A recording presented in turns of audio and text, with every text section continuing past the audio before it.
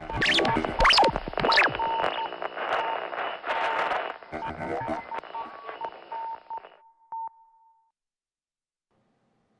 back to DHS Sports Center for the 2022-2023 school year. On today's first episode, I have an interview with Coach White of the football team and the athletic director, Mr. Crisafulli. Later in the show, I'll have an interview with football seniors Sean Martin and Graham White. One thing to note, the host of DHS Sports Center, Ben Smith, is currently out with an injury. He left a video for you guys to watch. Hey everyone, Ben here. I have some major news. I wouldn't say major, but I have some news to tell you guys. So I ended up breaking my leg, having 2 screws in my knee, because I had surgery. I'm 3 weeks in recovery, and I have 3 more weeks. Then I have PT afterwards. Right after PT, I can be able to walk again. But meanwhile, before we get things started, I just want to let you all know that the show must go on. So, Will Bouvier, who was the co-host, will be moving up to being the guest host for the next few weeks until I get better. And then once I get better, I'll be the host of DHS Sports Center. I'll come back and host the show. We have a lot of big events coming up. The FIFA World Cup that's coming up soon, the Super Bowl. There's a lot of things coming up next here at DHS Sports Center. And pretty soon in December, I will be interviewing the new girls varsity head coach, Mr. Coach Brian Shalbert. So stay tuned for that. Meanwhile, let's go live to Will Bouvier in studio, which he will be hosting DHS Sports Center for the next few weeks until I get better. But until then, peace, love. We'll see you all later. Bye, guys.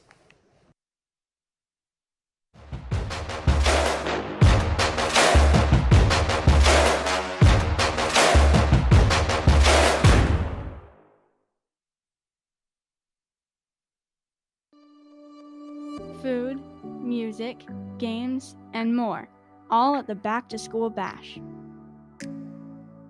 When is this party, you might ask? September 15th. Where is it? Behind the middle school. If you go, you get free admission to the Dartmouth vs. Voc football game. If you don't go, you have to pay $5 to watch the football game.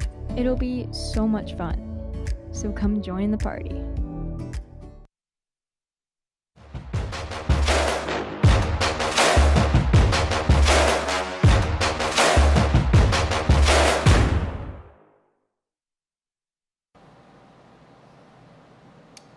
Hi, and welcome back to DHS Sports Center for the 2022-2023 year. Today I'm joined by Coach White of the football team and the athletic director, Mr. Crisafulli. So the first question I have is for Coach White. You know, you guys have been practicing for a little bit now. How excited are you guys to get back out there on the field? Well, you know, every year is a different opportunity, new opportunity for in a new senior class, right? So, you know, it's only one 2022 football team, and they're excited, they're ready to go. You know, it's a long preseason. We've been out since August 19th, so ready to play a game. Nice. And you guys are taking on Greater New Bedford Voc for this first home game. How have you guys done in the past against Voc? We've been pretty successful. You know, we just started playing them again the last several years, so you know, but they're much improved. I would say I think last year they won the vocational championship, went to the state tournament for the vocational schools. And Coach Cruz has a very good program. They have big numbers, a lot of kids out for the team. So I think they're going to be a formidable opponent. Yeah. And so I know the team's been practicing pretty hard these past couple of weeks. You think they're ready for this upcoming season, and it's going to be a good one? Yeah, you know, I think we had a lot of new faces on offense and defense. So we graduated a lot of seniors last year that were 2-year starters. So you know, it's really going to come down to game experience. So every week, I think we'll get a little bit better. You know, just the kids that are playing now on both sides of the ball just need reps. You know, they need to play in games and get those 130 plays in every week, and then, you know, then they have some experience to draw on. So right now we're a little green, but I think as we go we'll be okay. And how has the change been from losing the seniors last year? With the new senior class, is it a big change, or are there like a lot of new position changes? Or? Yeah, I mean, we got quarterbacks, running backs, receivers, offensive line. We only have a couple starters back from last year. Same thing on defense. So again, you just have to teach a little bit more in practice. You have to slow it down a little bit in what you're teaching, and just make sure everybody's understanding and try to get as many reps as possible in practice, so that when the game comes, the game slows down a little bit. When you haven't played before, the game is very fast, right? When you don't have that experience, and then after you gain that game experience, then it starts to slow down. And Mr. Chris Foley, I know you're a big football fan, but outside of the football team, are there any other fall sports teams that you're excited for this season? I'm excited about our numbers. Our numbers are close to 400 participants in the fall season, which is returned from pre-pandemic levels, which is always a concern with the pandemic hitting in the 2 years of sports seasons during COVID. We did lose some numbers due to a lot of concerns within families and students deciding to go different routes other than sports, but we're right back to where we should be. Speaking about football, our football numbers are as high as they've been in probably 5+ years. We started off with 90. We're a little bit below that right now. So there's a lot of credit goes to our coaches for getting those kids out. For our other programs, obviously volleyball is always very competitive and successful. And Coach Lassie does a great job. We're really excited about both of our soccer programs. Our numbers are pretty healthy with that, and there's some great student athletes that we do have that are going to compete. Schedules changed a little bit. We're starting to branch out a little bit more than we did the last few years, and playing some bigger schools to try to find that competition to get us prepared for tournament play. With the new state tournament, it's real important to be able to compete against those bigger schools and more competitive schools. So we've kind of taken that branch out. Our cross-country numbers are good. I know they're very highly competitive this year. I know they've had some great practices. Our golf team is off right now to a 2-0 start. So Coach Frage is doing a nice job with them. They had huge numbers, and I think they started out with 29, and they had to maintain the 18 due to the course restrictions. Like I said, I'm really excited about our unified program that's going to be starting up next week with a meeting that Coach Bro will have. And who am I forgetting, Coach? Cross country? No, I mentioned cross country. Sorry, I wasn't paying attention. And field hockey. Field hockey is the same position as football, where they graduated a pretty large group of starters. So there's plenty of opportunities for your younger student athletes to get those opportunities to get on the field and compete at the varsity level. And I know that they just tied last night 3-3 versus North Attleboro, who's pretty good. So that was a real exciting game. Is there any big differences or new changes in any of the fall sports programs? Any new coaching hires, or any big differences between the sports? In the fall, we've been able to sustain our coaching staffs, which is a huge thing these days because there's so much turnover in a lot of the area schools as far as coaches go. And the one great thing about Dartmouth is you've had numerous coaches that have been here throughout pretty much the whole career, which enables you to continue the culture that was set long before, with Coach Lynch and Coach McDermott and Mr. Karen.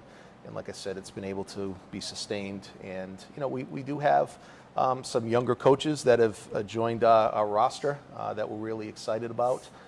Coach Simus is one of them last year, where she took over for lacrosse, and she's a JV girls soccer coach, and she's done a great job not only in phys ed but in both those programs.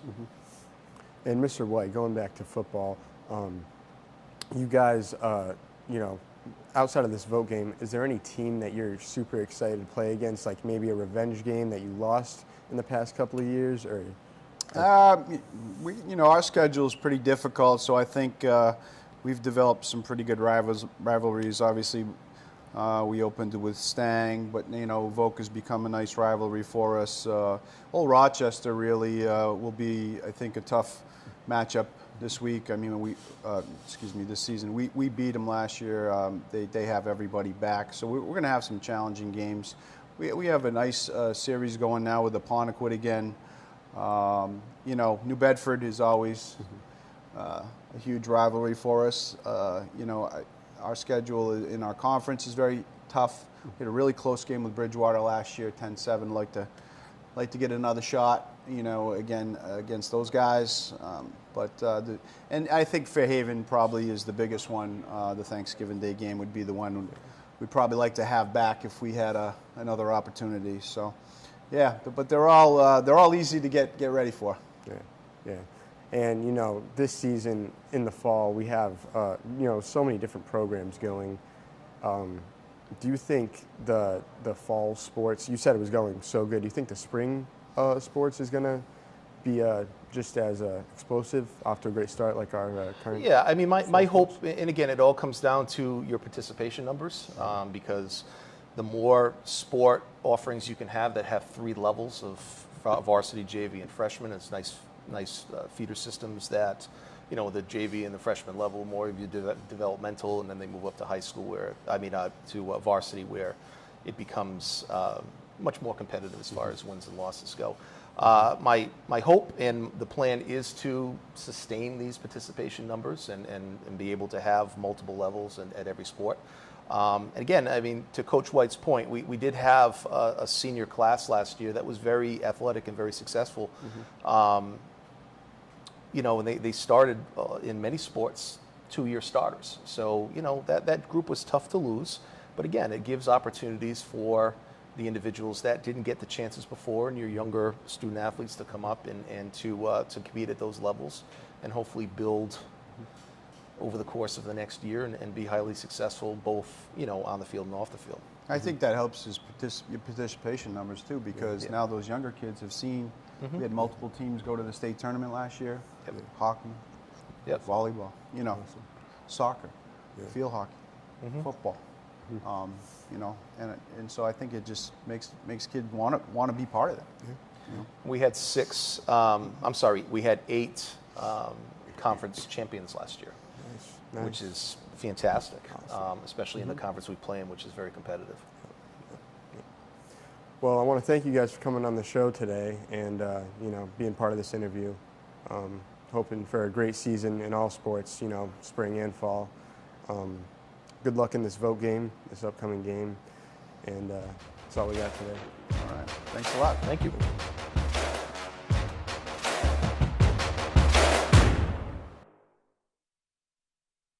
Hey Dartmouth, the Dartmouth High School's Back to School Bash is back for 2022. Get ready for a fun-filled evening of food, games, and lots of music from our DJ. Show some Dartmouth High pride and wear green and white. Make sure to come join the fun on Thursday, September 15th from 5 to 7 p.m. behind the middle school. If you come to our fun-filled night, we are offering you free admission to our first football game of the season, as Dartmouth High goes up against New Bedford Voc. So what are you waiting for? Come join us for our Back to School Bash of 2022. Hope to see you there.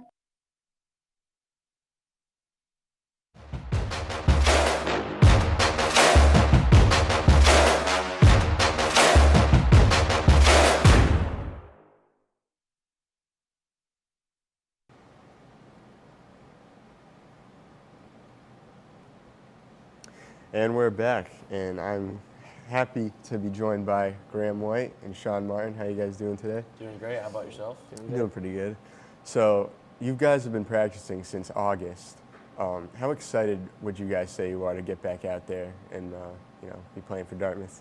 I'll let the QB talk first. Yeah, it's been a long off season, putting in the work. This is what you look forward to all year. We've been in the weight room, we've been out on the practice field, having our captains practices, having our team meetings. We're ready for the moment. We're ready to take on staying, and we'll give it our best and go hard for 4 quarters. Well, yeah, we've been preparing for this all year. All winter, we lifted weights, trained, and now this summer, training camp and Hell Week, got through it, and now, staying today is pretty awesome. And so going off that, you guys are playing staying tonight. How would you say they are as a team, since you've played them in the past, do you think that it's going to be an easy game, or do you think you're in for a bit of a challenge tonight? I mean, I think they definitely are a completely different team than last year. They're a lot more experienced. They got big backs, strong backs, and they have a really good receiver. They're definitely not the same team as last year, so we're going to be in for a good challenge. Yeah, we were definitely more a senior-led team. We graduated a lot of seniors. Last year they were a younger team. But I don't think just because they had more playing time necessarily on the field last year, that means they're more prepared. I feel like even though we had a lot of seniors last year, I think we've done a good job preparing for the moment. And I think it'll be a good game. I think we'll have a good shot out there. And with the departure of the seniors from last year, do you feel like the team for Dartmouth has changed a lot, or do you think it's very similar to last year? I think it's definitely different, but at the same time, because the seniors this year, we kind of played behind, like all the seniors last year. So like this is our year to kind of step up and lead our team and lead the school. I think it's important for us to step up and, kind of guide the younger kids through practice and on game day. Yeah, I mean, although the guys on the field may be a little different, the numbers may be a little different out there, we do the same thing. We come out here the same way every year. Practices don't change. Our routines don't change. We're out here with a strict routine that we follow every day, and I think that allows us to just get better, and now that it's our turn to step up, I think that's what we got to do. Yeah. And in this offseason, is there any new plays or a new game plan that you guys have been working on for this upcoming season or for a certain game specifically? Yeah, definitely this game specifically, we've really been working on just form tackling their backs, tackling pitch man. Stang's a run-heavy offense, so, just definitely like our linebackers flying to the ball and everyone just making tackles. Yeah. And next week, you guys are playing Voc, and that will be the first home game of the season for the Indians. As seniors, being the first home game of the year, does that have a different level of excitement as, this Stang game would, or a certain other game? I mean, definitely. There's no better feeling than running out to the band Friday night. You got student section, crowd, you got everyone cheering for you, you got the band playing. I mean, just an awesome feeling. Yeah, and it definitely having against one of those local teams like Stang and Voc definitely just kind of amps up how hyped we are to get out there. I mean, if you think about it, a bunch of Stang kids, a bunch of Voc kids, they all could have came here, and they decided, no, I'd rather go somewhere else. So we're out there, show them they made the wrong decision. Yeah. And, besides these two games, which you guys seem you're very confident on, how do you feel overall about this upcoming season? I feel like, well, today's a good test for us to see where we are as a team. We had a bunch of preseason games and a jamboree, definitely helped. But I think we'll be all right. We're a scrap team. We're a new team, and I think that this upcoming season will be all right. Yeah, when you play Dartmouth this year, you're gonna get a hard 4 quarters worth. So you better come ready to take that, because we're gonna bring it every week. We're gonna give it our best shot. So you better come to play. Well, thank you guys for coming on the show today, and we want to wish the entire football team good luck for this upcoming season. Thank you. Appreciate it.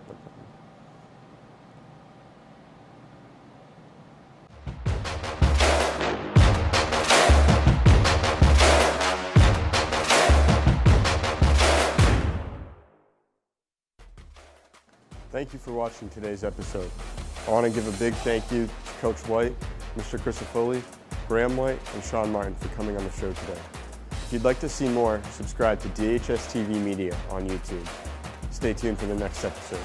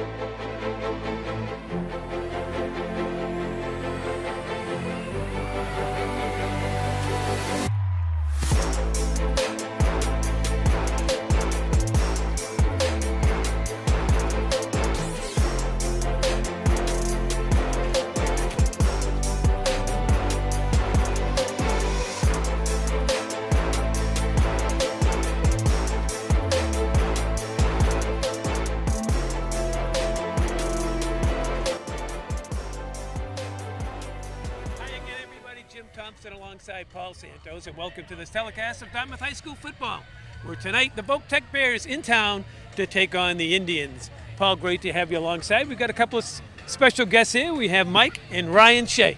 Yeah. Great to have you fellas along. Thank you very much. Great father and son team over here, and glad to see your son is now the headmaster here at Dartmouth High School. I'm sure very proud of the fact that education runs in the family and it continues to the next generation. Well, I'm very proud of Ryan. I tell you, he's worked his way up. He's been a classroom teacher, assistant principal, any different places, and I think he's ready to take over for Dartmouth, and he's very excited. And being a former student adds extra to it. Yeah, I'm very proud of you as well. I've known you since you were a little kid, and congratulations for everybody from your generation to be such a young guy and to take after your dad. That's really, really special. How do you feel about that? Thank you. No, it's an honor. It's a genuine honor to have it in my blood, and I think I have an unfair advantage to a lot of people because I have a person that I can call on the car ride home, and we've started this year excellent, and I think it's been a fun ride so far. So. Well, I was talking to Dennis Goldman, the coach at Bishop Stang, and he knows my son Andrew really well, who helps on the broadcast. And he says, isn't it special that my son is playing football? I'm coaching him. Ricky White's son is playing for him. Yep. And Andrew, unfortunately, has to sit next to you. But he says, but Jimmy, isn't it special? So I'll ask you, Ryan, how special is it to follow in your dad's footsteps? There's not even words to describe it. It's that, you grow up and you have someone to look up to, and you walk around and his name is spoken with high praise, and that's something you want to live with, and you want to continue that motto. And he had a method of just you do what's right and you can sleep at night, and that's kind of what I've been trying to do with the same thing with us, is that live from that model. As long as I'm doing it right, I feel good about it. Well, eventually you'll get a little older and you'll be like Paul Santos. You just take a sleeping pill, you'll sleep fine. You don't have to worry about anything. But going back in time, I've known your dad a long time. He's a great player at New Bedford High and one-time coach at Voc. Yeah. When it was known as New Bedford Vocational, I think, back in our day. Yeah, New Bedford Voc-Tech, yeah. Am I right that you came in here and defeated Dartmouth at one point? Yes. Well, Dartmouth was undefeated. Yes, and we beat Dartmouth only once in my life, and it was a field goal, 3-0. And the story behind that, which a lot of people don't know, was that was my first year in coaching, and the ball was on our own 20-yard line. It was 4th and 1, and I call a fake punt. Nobody's going to do a fake punt on your own 20-yard line. Well, right before the ball snapped, I read the wrong marker. It was 4th and 11. We got the first down because nobody would do that, and we went down, kicked a field goal, and that 3 points won the game for us. Wow, great story. So it's a story. Isn't that the story that knocked Dartmouth out of the Super Bowl that year, right? It was Yeah. against Coach Lynch. Wow. And I think if you had won that year, wasn't the year I was born too? Wasn't that the same story? Yeah. I forget the years there. I go back too fast. We're going to excuse ourselves. It's become a family program. Just let these two guys carry on. I'm still bitter. I protect Dartmouth now. Hold on, Ryan. You just step in here. You just control the rest. You just control the rest of the interview. You're doing really good. No, I'm not meant for this at all. Are you good on like the PA system in the morning? I do parts of the announcement. Now luckily we have students that do it. They do it much better than I do. Well, I'm retired. I'm looking for something to do. I would be really good. I was in the seafood business for a lot of years, so my language might not be good for the kids to hear. You'd add some character. I build their character up a little bit. Well, we've talked about education here, of course, the father-son, but how about sports in the family? Being involved in sports. You go back to your Bedford High School teams of the late 60s, followed by a great career at BU before you became an educator.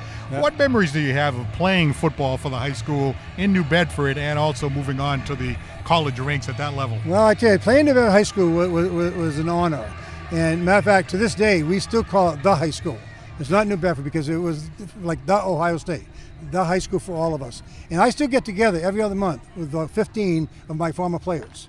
The year ahead of me, year behind me, because we liked each other, we enjoyed each other, and we still try to do that. And that gave me the foundation to go to Boston University, where I went there at 5'11", 195 pounds. I played guard.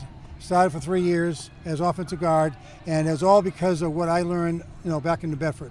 And we had a tough conference back then. So football gave me the ability to become a school leader.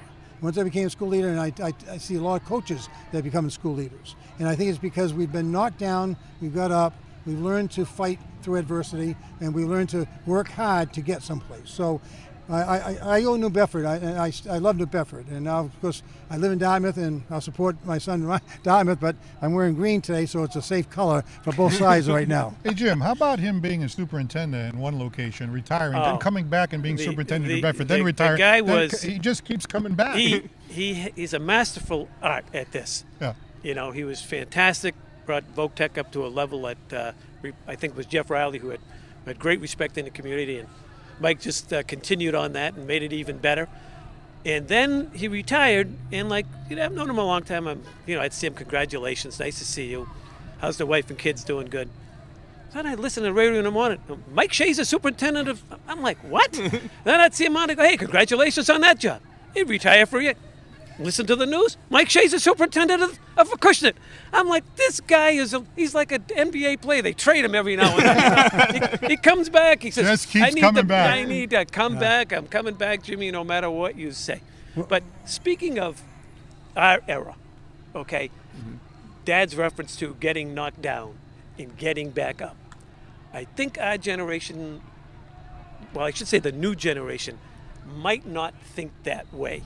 Things seem to come easier. Maybe the parents have given them more. So how do you deal with that as a principal? Yeah, I think that I will say our kids are tough. I think our kids have gone through the last 2.5 years, has built a lot of character in them. They've had some experiences that are different than we'll ever know. You know, it's being hard being shoved in a closet for 2 years and trying to figure out how to navigate that. So our goal this year is to give those students the experience that they lost the last 3 years and make it a special experience. We had a big bash tonight for our kids. We're excited for our fan section to be loud tonight and energetic. We take it from a positive mentality. We're trying to teach our students how to be proper fans, but still have a good time and really make that high school experience something special because they lost an opportunity. So it's a different toughness that they've developed. And I'll tell you, our football team, I see them practicing every day. And you know, they have the toughness that I'm proud of, and I think Coach White does a really good job of instilling that. And I'm excited for this year and giving back to those kids that really lost an opportunity. Yeah, and the seniors that left, that were on video or whatever they were on, that must have been a horrible experience for those kids. You know, I don't know if you guys had a senior prom or any of that stuff, but your senior year in high school, and for those kids in the entire state. Yeah, it's just we had our 50th reunion. I'm not that old, I snuck in, but and you see people and whatever. But it seems like for 2 years, kids in this entire area, in the entire country, lost an awful lot that they'll never get back. So that was a great point that you just made. Yeah, the character that we see is different, but there's this internal toughness that our students have, and that they've overcome a lot at such an early age. And and I think our job as educators now is to make up for some of that lost in academics and in the experience, and that's why we push. Our big push this year is our students need to get involved in something, be a part of the school. Dartmouth High doesn't end at 2:03 every day. The bell might ring, but we want our kids to be doing something else. We use our pace period for the kids that can't get out and get after school activities. We use our pace period so they have opportunities during the day too. I think that we have to give these students an special experience because there was so much loss, and they got to know that these people and our staff has done an incredible job of doing that. We're all in their corner, and we have a ton of staff here tonight because they want to show that and they want to represent our students. Well, the comeback kid over here, you have anything in the future that we should know about here tonight?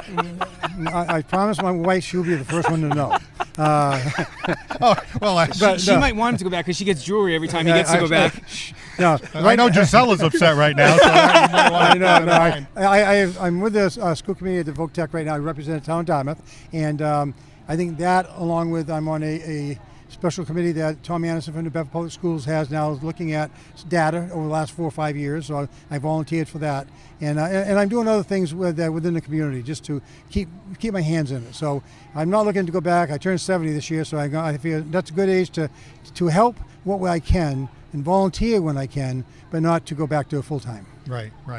He's got 7 grandkids that he's the Uber for, that he just shuffles around most of the time, and it's Papa's Uber that takes everyone everywhere. Right. Switch places again because he's doing. No, you go back over there. He's doing such a good job running the whole interview. This is why. I don't even know why. Do you know even why we're here? I heard that we might be called next week. I'm going to tell you, the pay grade is really special. You'll be giving up that principalship real fast when you find out the Hey, a whatever lot it of takes money to beat that those we're gonna- Bulldogs next week, I'll take that. So. I just wanted to mention one thing. When Ryan was talking about what they have gone through the last few years, and I've done some work on it, looking at the area of people. One thing that I think Ryan understands is that, it's not just the students that lost it, the staff, it was the parents, the teachers. And right now, I think one of the biggest jobs that any principal has right now is to keep this positivity up. Keep looking at it. And I always tell Ryan, he's learned from me, he says, you got to smile every day. You might have the worst day of the week, and there will be bad days. But if the staff is feeling good, then the kids will feel good. And that's what I think he brings to the table, that probably even more so than I had.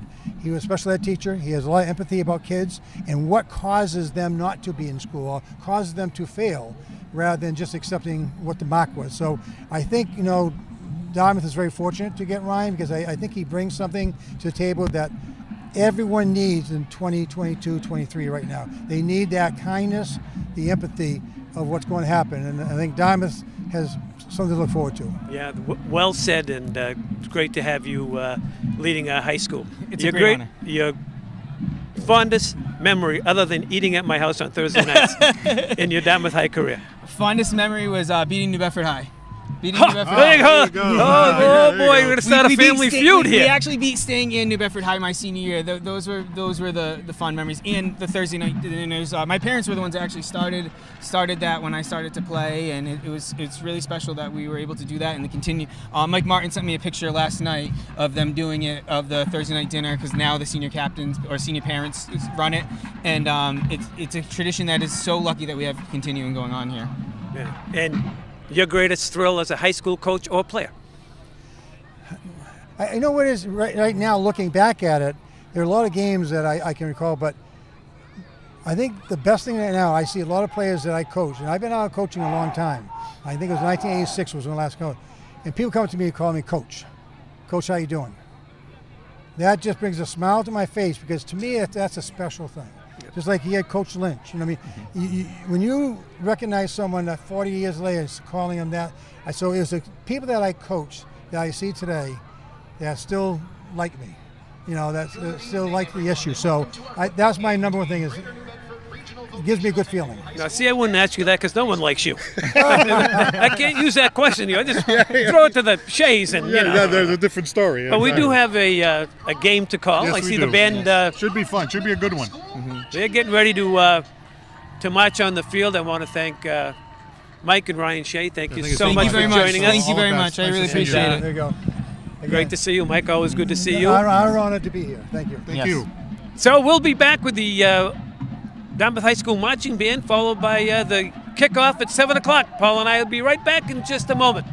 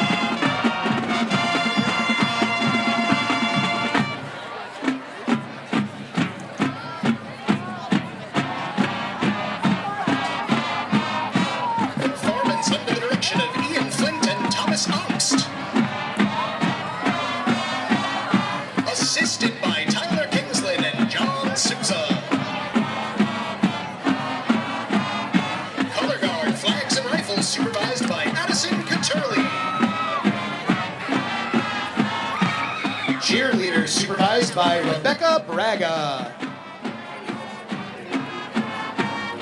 Band led by drum majors Lauren Sullivan, Aaron Thatcher, and Delaney Gove. Dartmouth High School is proud to present the Dartmouth High School Marching Band.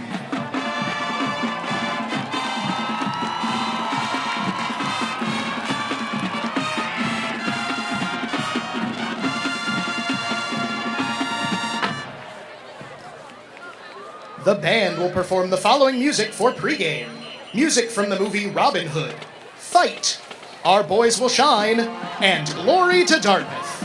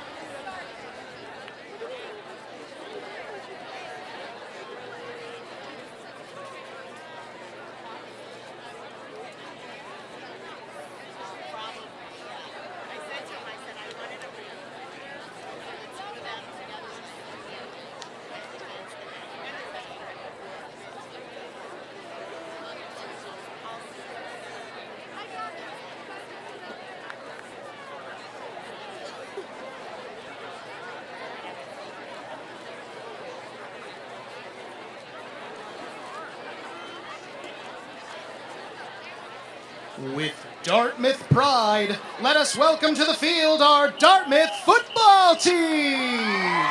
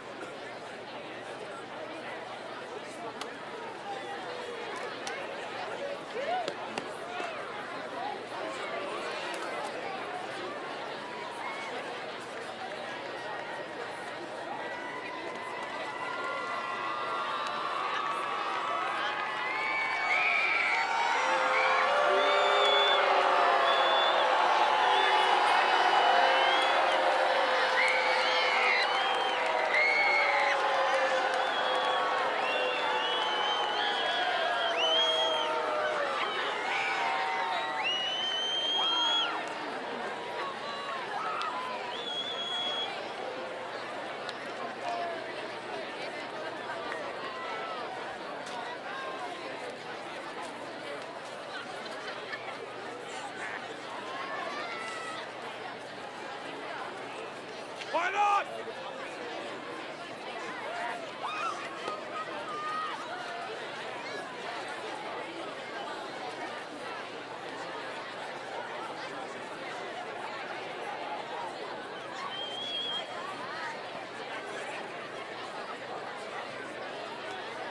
Good evening. Dartmouth High School would like to welcome you to tonight's football contest between the Bears from Greater New Bedford Voc-Tech and your Dartmouth High School Indians. Hi again, everybody, and welcome to this telecast of Dartmouth High School football, where tonight the Dartmouth High School Indians will be hosting the Voc-Tech Bears. Alongside tonight, Andrew Thompson, Paul Santos. Great to have you two alongside. Nice to be here. Glad to be here as well. Sportsmanlike manner. Last week, Dartmouth started the season with a loss up the street to Bishop Stang by a score of 9-7, losing on a late field goal and having a chance with just over 2.5 minutes to go in the game to win the game with a field goal, which unfortunately was blocked, and Stang ended up winning the game. But in that game, Andrew, Dartmouth started a lot of new kids. They ran the ball for about 225 yards overall. The quarterback in play Nico Morris, 4 out of 10 for 29 yards. Not a bad start for a youngster that never played a varsity game before. No, I think, first game jitters, first game starting varsity.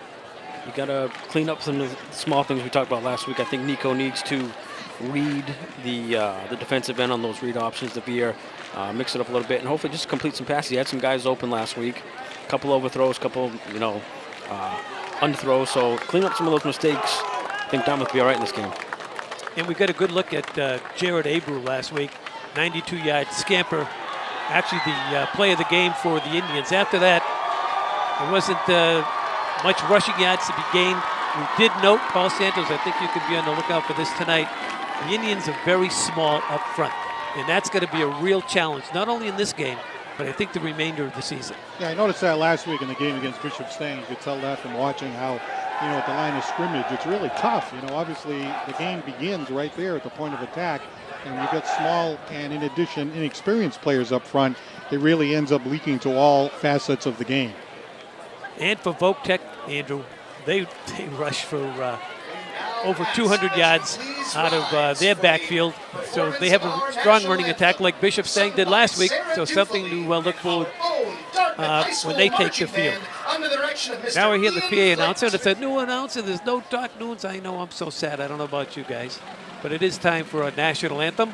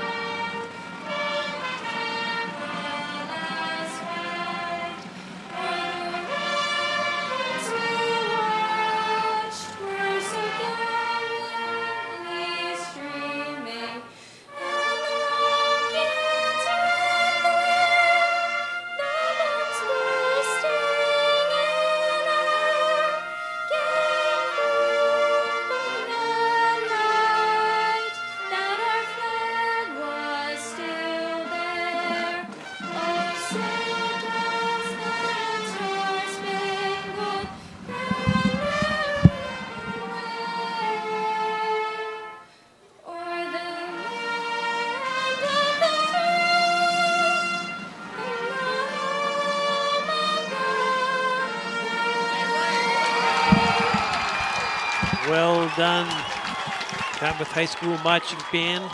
Award-winning, I may add. First time out for them this season. Seemed like they hit all the right notes, Paul. Yeah, it sounded great, as it always does. And in just a moment, we'll be ready for high school football. I noticed that when the seniors are out there, the Dartmouth Indians won the toss, elected to defer. And they will be defending the south end zone, and the Indians will be kicking off to the north end zone, where we'll get our first look at the Voc-Tech Bears on offense. They're coming off a victory last Friday night, a 28-19 victory over Southeastern, and they ran the football extremely well. Talking to the head coach, Cruz, their defense was pretty tough as well. I asked them, what do you expect tonight? He said, they know we're going to run, and I know they're going to run. Well, keep an eye on Joseph Brightman. He's a gentleman who rushed for over 100 yards. In fact, he ran for a 35-yard touchdown run early in the game, assisting Voc-Tech in that big win, as you said, 28-19 over Southeastern. Both teams playing very solid defense last week, I should say. Both Dartmouth against Stang and Voc-Tech against Southeastern. And really able to put a good pass rush on. Not that either of these teams are going to pass anyway, but they really charge hard through the gaps and really put pressure on the opponent. So we'll have to keep an eye on that tonight. So Louis Freight is set to do the honors. Game 2 for the Dartmouth High School Indians. Paul, huge crowd across the way from Voc-Tech. Yeah, second week in a row, we've seen a nice crowd out here to watch the Dartmouth Indians, so that was great to see. High end over end kick. It's going to go to Colin. He's going to start to the near side. Looking for room. Hemmed in. And he's going to be tackled down there at the 10-yard line. That was Jared Abreu on special teams as we look on. Well, this is a great job by the special teams coming in, and Jared Abreu had a great game last week for the Dartmouth Indians with that long touchdown run, charging in there, staying in his lane, and pinning Voc-Tech down to the 10-yard line. Great start for the Indians because with a running team, the last thing you want to do is start with field position like that. So Voc-Tech will start this drive within the shadows of their own goal post. Jordan Reese is the quarterback. And he's a big fella, Paul. Big kid. And they're going to start running right up the gut now for a couple. They'll bring up second down and long. Gain of 2 on the play. We'll call it second down and 8. That was our first look at Brightman. Had a great game last week against Southeastern. Rushed for well over 100 yards. And as we said, a nice 35-yard touchdown run, and was really the workhorse back there for the Voc-Tech Bears. So they'll run most of their offense out of the split eye. Reese turns and hands it off, and coming back this way is Colin, and he's hemmed in, and ball is out along the near sideline. And Colin recovered his own fumble, bring up third down and long. Nice change of pace there. Here comes Dylan Gomes stringing it out. Nice pursuit by the defense, just unfortunately couldn't pick it up. And that's what happened last week as well. They put the Dartmouth defense forced some fumbles, but couldn't actually recover any and force the actual turnover. So hopefully this week some of that luck changes, but good pursuit to the ball, and that's something Dartmouth has always done with, everybody to the ball in pursuit. So hopefully continue that tonight. Third and long here, first series of the game for the Bears. And they fake the toss sweep and come back here near side, still on his feet across the 24 out to the 25-yard line. That's enough for a first down. Gain of 7. First down of the game. Well, interesting here. You talked about the size of this quarterback. He doesn't look like a quarterback. Very strong kid. Looks like a fullback, but he managed to do that fake off to the left, kind of had those linebackers leaning in the opposite direction, and the next thing you know, he was coming down the right side for a gain of 7. Kind of a surprise. I thought the Indians were going to be able to stop them there on the 3rd and 7, but he runs for the first down. Nice call there by Voc-Tech. 1st and 10 Bears. Just underway here from the stadium. 9:50 to go, opening quarter.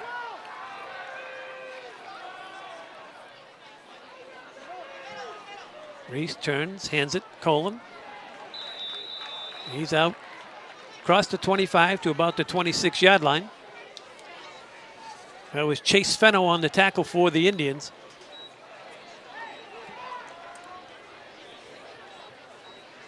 We'll give him a gain of 2. We'll call it second down and 8. Great crowd here, Andrew, on the near side.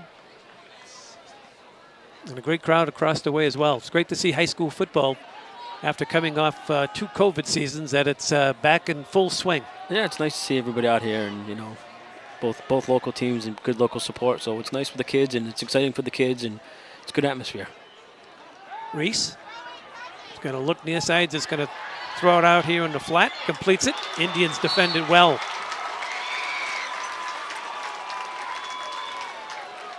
Pass was completed to Tyler Tavares. And Lackey in on the tackle for the Indians. Tyler Tavares, somebody you need to watch. He had 1 touchdown last week with 5 carries of 14 yards. So he's athletic. He can get out in the backfield and make some plays for the Voc-Tech Bears. 3rd and 6. Just under 8.5 to go here in the first quarter. We want to welcome all you folks that are watching on YouTube Live around the world. Hope you enjoy this telecast of Dartmouth High School football. Welcome all of us into your living rooms. Don't worry, Paul won't steal anything. Reese had time. Now the ball is loose. And they're going to rule it an incomplete pass. Whoa. Donovan Burgo pounced on it for the Indians. Shades of the tuck rule. Well, it's the second time he was going to throw the ball tonight. So here's something to watch. Brightman almost looked like he threw a punch, which is what the flag is being thrown for. If he threw a punch, he's out. That's the rule in MIA. Let's see if they called it a punch. This is what happened last year in the Dartmouth playoff game. They said one of the guys threw a punch and he got ejected, so we'll see what happens. But you can see in the replay at the end, it looked like he threw a punch at either Fenno or somebody else on the secondary. Let's run it real slow, guys. See what we can see. End of the play right there. Number 10, standing over him. Oh, pushed his head. Looked like it was. I don't know if they consider something that's an ejectable offense in MIA, but.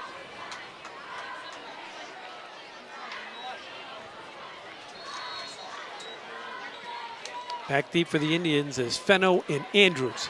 Fenno to the near side, Andrews to the far side.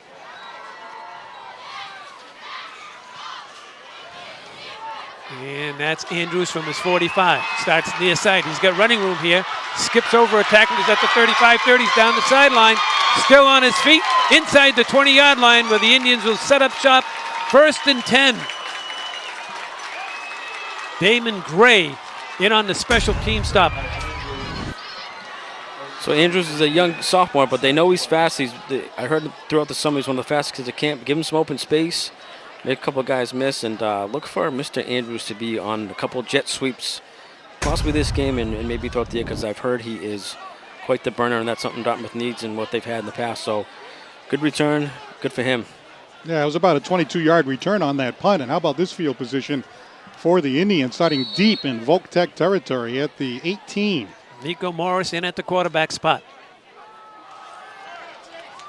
This is Chase Fenno. He's got the corner. Down to the 15 he goes.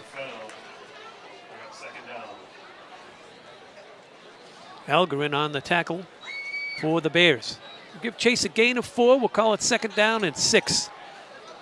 Just over 7 minutes to play here in the opening quarter.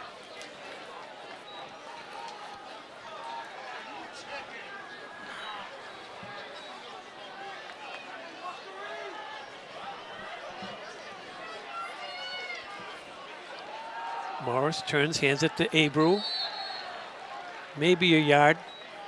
You noticed Paul Santos, they stacked the defense right in the middle of the field, and Brightman was right there to make the stop. Yeah, they're expecting that, so they're setting up for that. And, you know, Brightman obviously playing both ways, one of the studs here in this Voc-Tech team. We're going to be hearing from him on both the offensive side of the ball and defensive side of the ball. But we know what the other team's going to do. You're going to defend against it.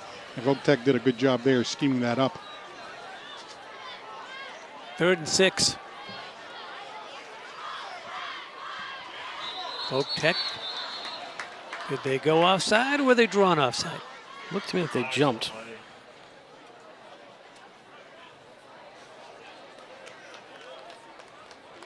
And that'll change the play call from 3rd and 6 to a short 3rd down try coming up. You can see right there into the neutral zone goes the left side of that defensive front and gives the Indians a pickup of 5, of course, on the penalty. As you said, it'll change everything. The Indians obviously knocking on the door, and that just makes it even easier for a running team to get into the end zone. Let's see what they call up here. 3rd and very short. Morris, play action, throws, out here, caught, and going in for the touchdown is Fenno, Chase Fenno. On the reception, and the Indians open up the scoring here with 6:04 to go in the opening quarter. Yeah, nice play call here by Dartmouth. Sneak them out of the backfield wide open this week. They're actually able to complete that pass, which they missed a few times last week. Fenno just easy catch and run for a touchdown. Nice play, good call there. You know, Voc probably didn't think Dartmouth was going to throw a pass there after last week, so good call. Something quick and easy to get the game started, get Nico comfortable, and get an early lead. I would agree, Paul. Good call because it was 2 down territory. It was 3rd down and very short. Yeah, right. It was only 1 yard to go for the 1st down. So, as you said, with the 4 down territory, as the extra point is good. You figured there was good confidence that you'd be able to pick up the 1st down on the next play anyway. So then you sucked the defense in. You sucked in the linebackers and the defense in front. And wide open was Fenno to bring that ball in and take it into the end zone for a touchdown. Louis Freitas added the extra point.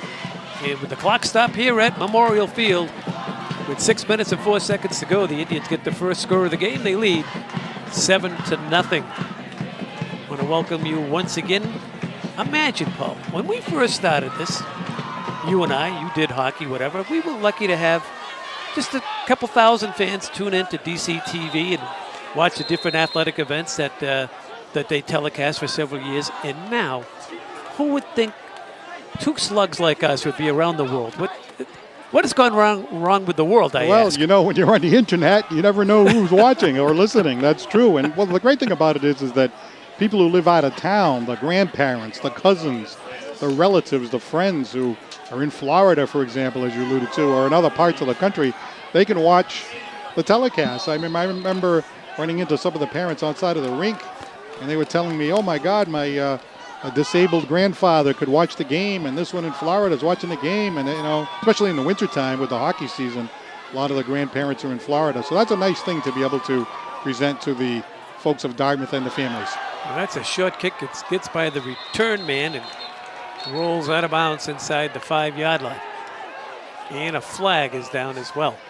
I think it'd be legal procedure since the kick went out of bounds. Right. Unfortunately.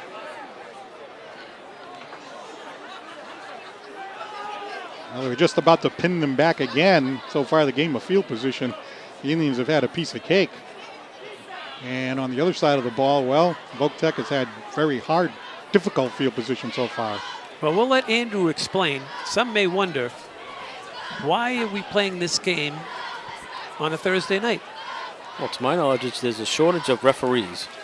And over the years, some may accuse us of not being the nicest to the referees, but they are doing their best, but there's a shortage of referees for Friday night games. So everybody in the area, I believe, is getting bumped one game to Thursday night to allow referees to be able to do with the varsity games and having that like tonight, which is nice. I know that a couple of weeks from now, Fairhaven will play Case on a Thursday night at Fairhaven. So everybody's got to do it, and it's part of the season. But it is a nice change-up, and, you know, coaches can go out and scout on Friday night and a little bit more time with the family over the weekend. So it's not a short week for the kids and coaches, but it's also a nice one as well. I kind of like this Thursday night thing, Jim. You know, I was thinking, you know, Friday night, guys like you and I go to bed early and stuff like that after a long, hard week.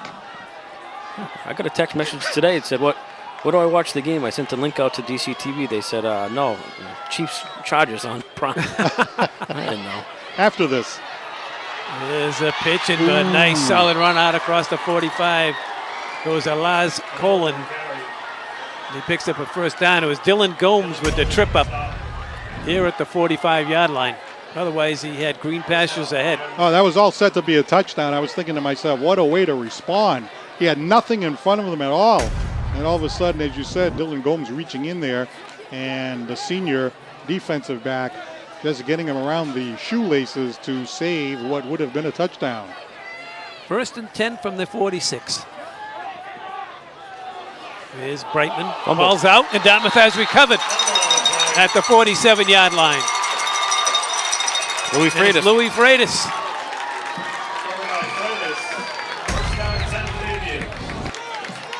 Dartmouth should be used to a couple of big backs after last week with Matt Golden. Again, the Dartmouth kids, they're around the ball. They're making good plays. They're tackling strong. JT Cherry had a couple nice plays last week, coming up making a play this week. You know, and when you're around the ball and the ball gets on the ground, good things can happen. So hopefully Dartmouth can make, score on this turnover and get up early and force Voc into something they don't want to do and pass. Here's a look at Nico Morris. Second time starting as a quarterback here at the high school. And here's Andrews. And that ball is loose and recovered by Voc-Tech. Colin on the recovery. So, Paul Santos, I'll take one, you take one.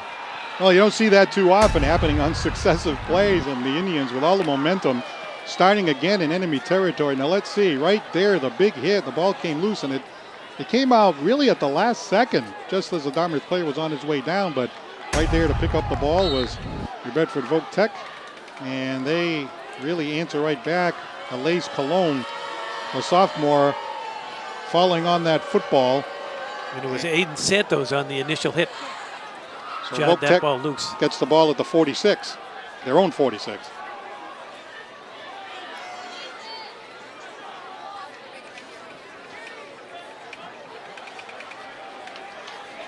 We'll have to look back at that one because that turnover could turn out to be huge if this game turns the other way, because it looked like the Indians were well on their way to possibly going up 2 scores there.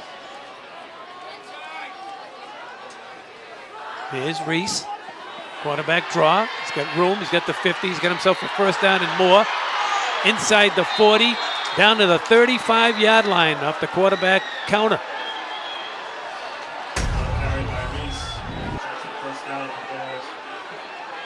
Watch how he finishes this run. It kind of reminds you of Ethan Marks of last year. Put the head down and truck him. So, I mean, that's, you got to get in his way. You got to stop him. But, you know, he runs hard and runs big. And 2 weeks in a row, Dartmouth's had to have tackling on 2 big guys with Golden, and this week with Reese. So it's got to get used to it quick.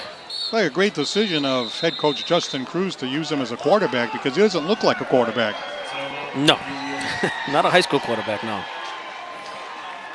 Well, we have a first time out of the ball game. Again, we want to thank everyone for tuning in on YouTube, and this game will be cablecast throughout the week locally on DCTV, channel 18 and channel 9.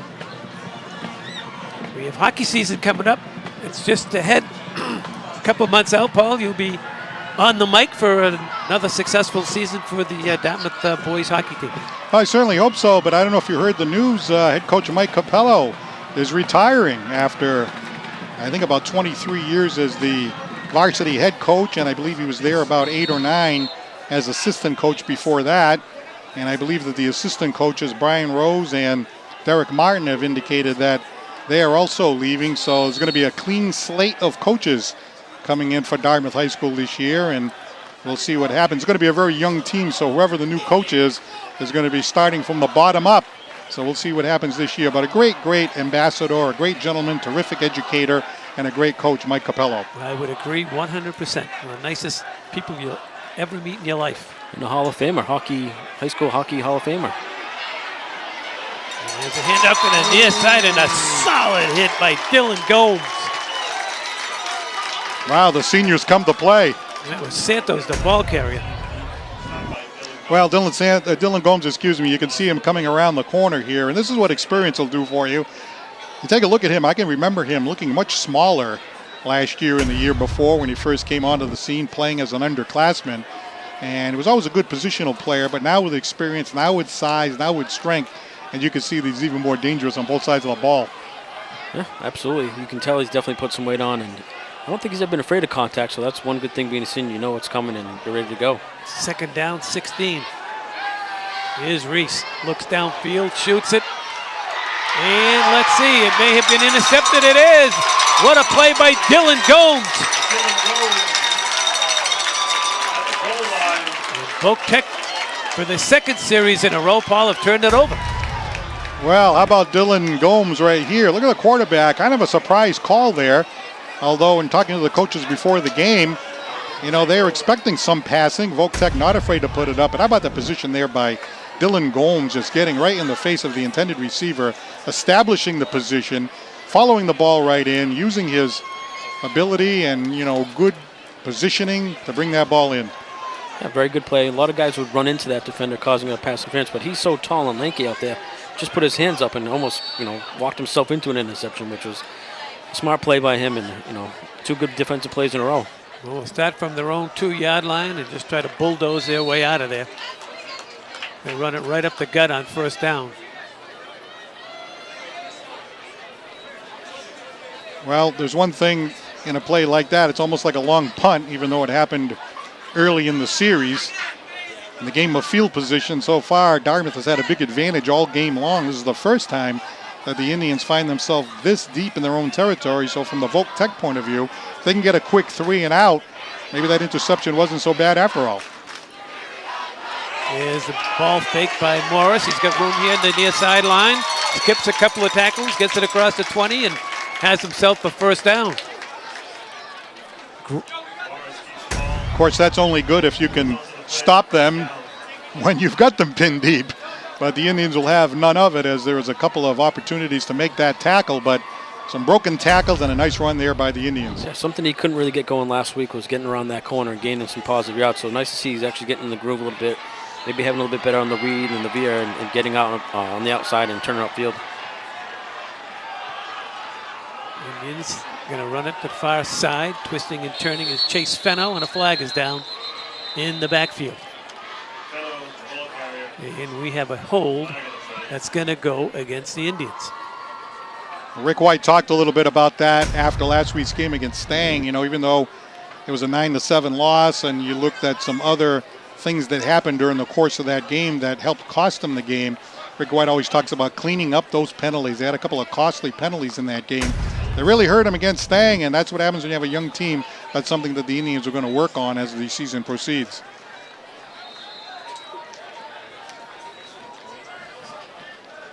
Well, that'll move the football back to the Indians' 14-yard line. 2:45 to go, opening quarter. I'm Jim Thompson alongside Paul Sandos and Andy Thompson. Morris, quick handoff. There was Jared Abreu, and might have got back to the line of scrimmage.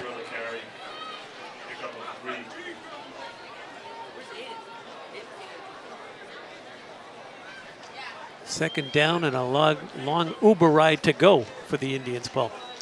Yeah, for sure. Second down and 20 to go, and this is, again, a big opportunity here for the Voc-Tech defense. So far, they haven't been able to capitalize on these types of situations. The Indians have been able to run their way out of it. Let's see what happens here. They're showing 3 wideouts. Graham White to the near side. There's a look at Morris. And he's running to the far side, across the 30, out to the 32 goes the Indian quarterback. So Andrew Thompson, you had noticed it earlier that he's reading the defense perhaps a little better, a little bit more experience. And that's his second long run of the game. Yeah, I think last week it was an eye-opener. Try to read that defensive end, see which way he's going. Is he crashing? Is he staying home? It takes some time. I'm sure in practice all week long they worked on it. He's fast. He's got quick feet, as you can see there. So when he gets in the open field, he can move. And watching Will Kelly do it last year, it's something you want to see out of him. And that really worked out well for Will last year. And hopefully he learned something. And it's looking like tonight he has learned after the first game. 3rd down and 2. Hand it off, and they're going to be very close to that first down. I think, Paul, they're going to be about a yard shot. Algarin in on the stop for the Bears. Unfortunate after that big 18-yard gain by Nico Morris. He just couldn't pull away, and you saw the Voc-Tech defender just grabbing that jersey and hauling him down from behind. And Isander Algarin making the play. You see him there, number 70, and this is going to force the Dartmouth Indians into a 4th and 1 in their own territory here. Banikwe back deep. Punt situation. For the Bears, stands at his 35.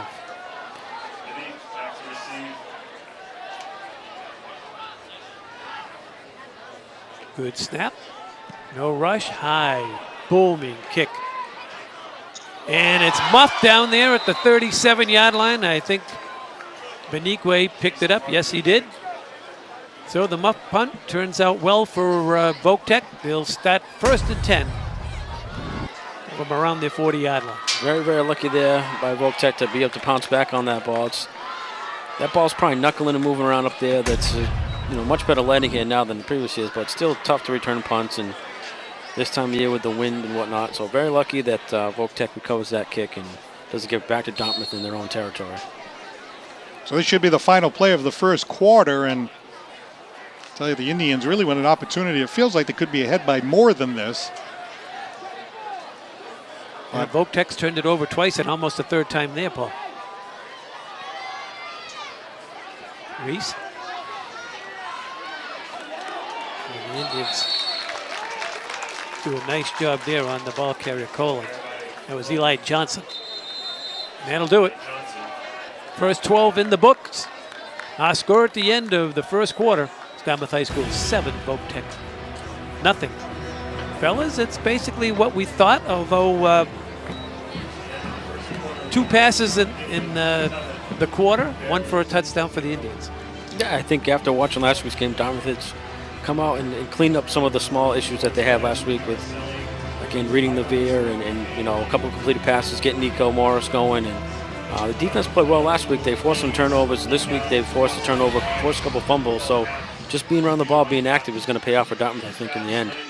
Now looking back at that Dartmouth touchdown, really nice play call there. You know, you had that 2nd and short, 1 yard to go for the first down. Bedford Voc-Tech had been stacking up the interior. Dartmouth noticed that.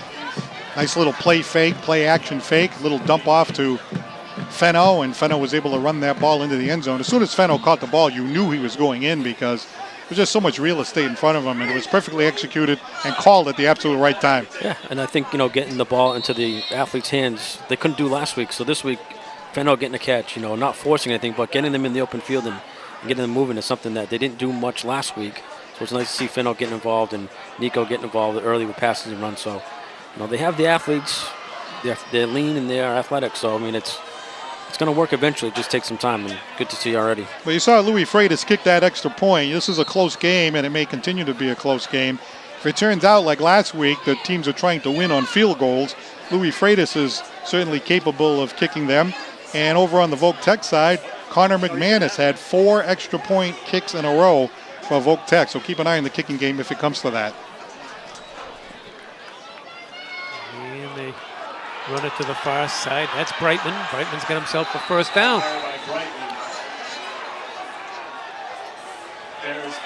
Louis Freitas made the tackle, but not before the big back picked up a first down.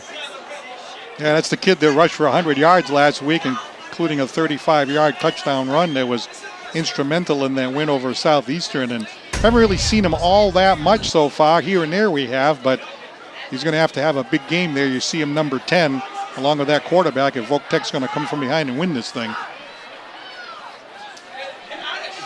Here's the quarterback, Reese. And he's one strong kid. The Indians surround him and get him to the ground. Several tacklers in there for the Indians. Graham White, one of them. It's nice to see a Dartmouth gang tackle there. You got to wrap him up, got to hang on, and even if you get him low, hang on to the legs, get him off his pins and just push him back. There's trying to tackle him up high is not going to work. As you saw in the earlier runs, he puts your shoulder down and he's going to run you over. So if you get him down low and hang on and let your teammates help you out, it's a big bonus for the Dartmouth defense.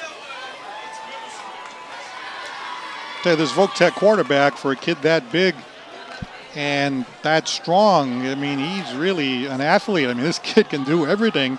And again, we talked about how he doesn't look like a quarterback. He's not built like a quarterback, but he's bringing a lot of his attributes to the table, and he's doing a nice job.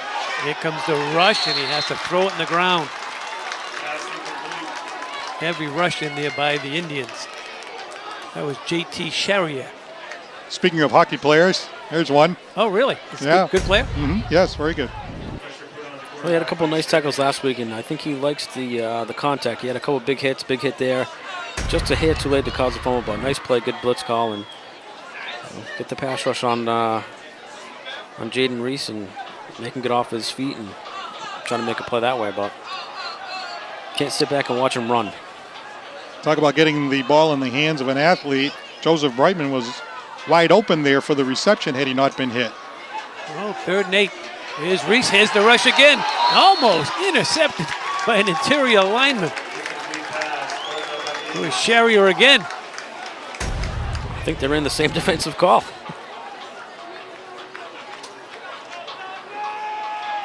Almost intercepted. I couldn't see who that was, but nice play. Paul, those guys in the truck are very tricky. That might have not have been a play. It's just a replay. Yeah. And Peter Chase, he's got to watch out his every move. Fenno and Andrews back deep for Dartmouth High School.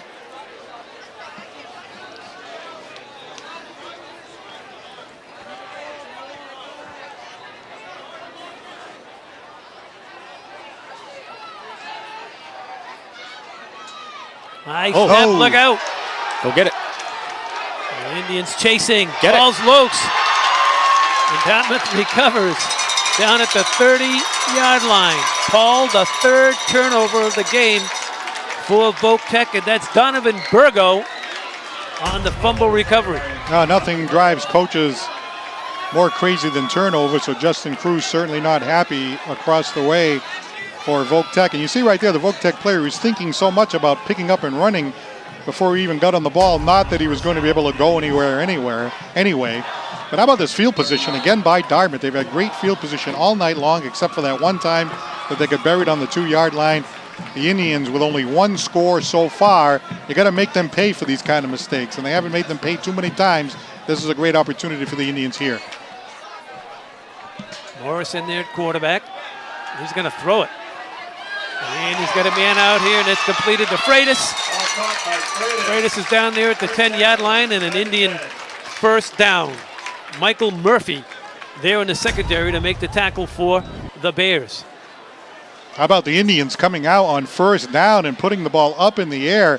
That's a 20-yard gain all the way down to the 10-yard line on first down, when you were thinking that maybe they try to establish the run, work their way down the field. Nothing doing. We're going deep, and we're gaining 20 on the pass to Freitas.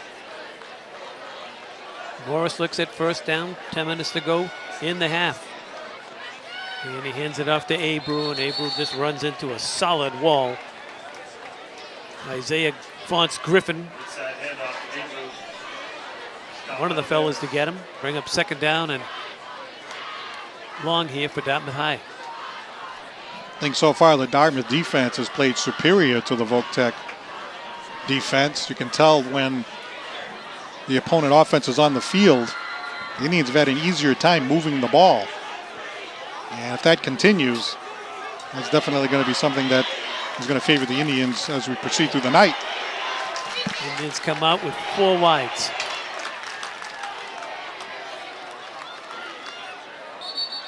And we have a whistle and a play stopped, and a little action after the whistle. No flags thrown on that, but there was a flag thrown at the line of scrimmage. And it's gonna rule it against Voc-Tech.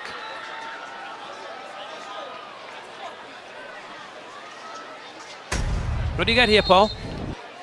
Well, let's see if we can. Oh, off to the right of your screen. The Voc-Tech player moving into the neutral zone area. It looked like that was Brightman. And it's now 2nd and 5. Fake the handoff. There's Morris looking for room and gets swallowed up. Algren there to make the stop for Voc-Tech. 3rd down. I think the Dartmouth coaches will take that. I don't think they want him to throw something and just force it into another turnover, or you're in position where Louis Freitas can get you a 3. Hang on to it, eat it, live another down. I don't think Coach White is upset with that play at all. You know, it's one of those ball safety, ball protection plays, and if it's there, take it. If not, we'll do it again next play. But smart play by Nico. Well, they're in 4-down territory, so it'll be interesting to see what they draw up here. Voc-Tech looking to blitz, and here they come. Indians pick it up. Throw, end zone is intercepted. Intercepted there at the goal line. Michael Murphy comes away with it for Voc-Tech, and the Indians turn it over deep in Tech territory. That's something we just said. Don't force anything, live to another down. Got a little pressure and tried to force it to Jalen Adams there in the corner of the end zone. Tough, nice defensive play by Mike Murphy, and reading the quarterback's eyes, getting that interception, and you can see he's fired up on the sidelines. But that's one of those plays as a young kid, you got to tell him, hey, it's 4-down territory. We can kick a field goal or get a touchdown next play. Don't force something that you don't have to. It's too bad because you had that very successful pass to Freitas for 20 yards just a few plays before that. It looked like the Indians were about to go in and benefit from the turnovers that Voc had, but no, they turned the ball over. So Voc-Tech is really hanging in there because, as we pointed out, it feels like the Indians should be ahead by more than this by now. Reese turns, hands it off. Colin gets it across the 5, out close to about the 8 or 9 yard line. Jason Martin of the Indians made the tackle. And nice play here by Jason Martin, coming from the inside spot, making the play. Dartmouth's done a good job of keeping the ball in front of them for the most part. Haven't let any big plays happen. And, it seems like from the first game, Voc had a couple of big plays and long touchdown run. So good job by Dartmouth so far to keep everything in front of them and keep on their reads and in pursuit. 2nd and 5 for Reese.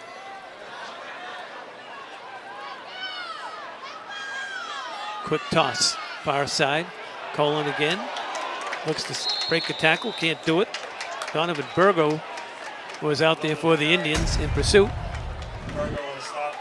Louis Freitas as well. I think it's the first time we've seen that toss sweep. Good hit by Jason Martin there, but a different little look there from Voc-Tech with the toss sweep out of that offset eye. So you can run various things out of that formation, and with this kind of quarterback and these kind of athletes, anything is possible. So it's not just inside runs by Voc, and you don't want to get beat to the outside. Happened a couple times last week for Dartmouth. So 3rd and a long 2.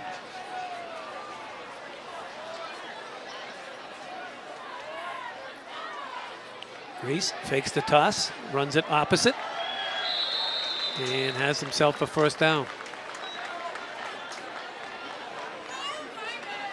That play's been successful. Yes, I was just going to point that out. I remember that earlier in their first drive, everyone thought that the pitch was actually occurring, and you see head coach Justin Cruz talking to his quarterback and defensive line, the linebackers biting a little bit, not as much as they did the first time, but just enough so they could get the 6-yard gain and a first down. Very, very important. One of the most important downs of this game, because Voc-Tech needs to keep the ball and get something going on offense, because so far they haven't been able to do anything against this Dartmouth defense.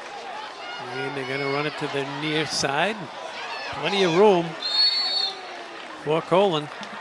And Voc-Tech's having a nice drive here. Louis Freitas in on the stop along with Fenno. Was that a direct snap to Cologne there? It was. Now there's Alaise Colon. He's only a sophomore, and he scored back-to-back touchdowns last week in that win by Voc-Tech over Southeastern. And he's definitely making an impact, even though he's just a young sophomore.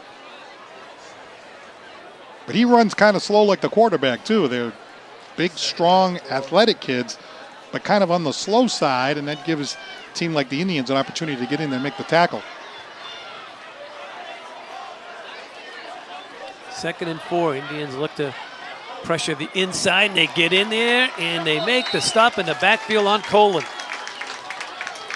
J.T. Sherrier had thus far a great game defensively, Paul. I hope he's as fast during the hockey season as he's been in this game here tonight. He's an excellent hockey player as well, and talk about shooting the gap right there. And we talked about how the quarterback and that young sophomore running back Cologne, not the fastest. So if you can just shoot off the ball quickly, you have the advantage. Even though you're on the small side, you can use your quickness. Got some lights the other side of the field as the Voc-Tech fans turning on their iPhones like it's a rock concert. 3rd and about 8 here for Jaden Reese. Throws here, looking long ball, and it's overthrown. Back in coverage was Graham White. Wow. Ooh. And the call is? Stop. It's going to call pass interference. She chucked that ball from the hash. She chucked the flag from the hash mark. Jacob Pothier was the intended receiver, and he was looking around, but really, I don't think there was anything there. And the ball also landed 4 yards out of bounds. I mean, that was a good defensive play by Graham White. Didn't do anything he wasn't supposed to do. The ball was overthrown. I mean, it was almost like he just happened to be where the intended receiver wanted to go, and you have every right to be in your lane. Right, but also, if you watch what that referee is, she threw that flag from the hash mark inside. The ball was to the outside. I don't know how you see that,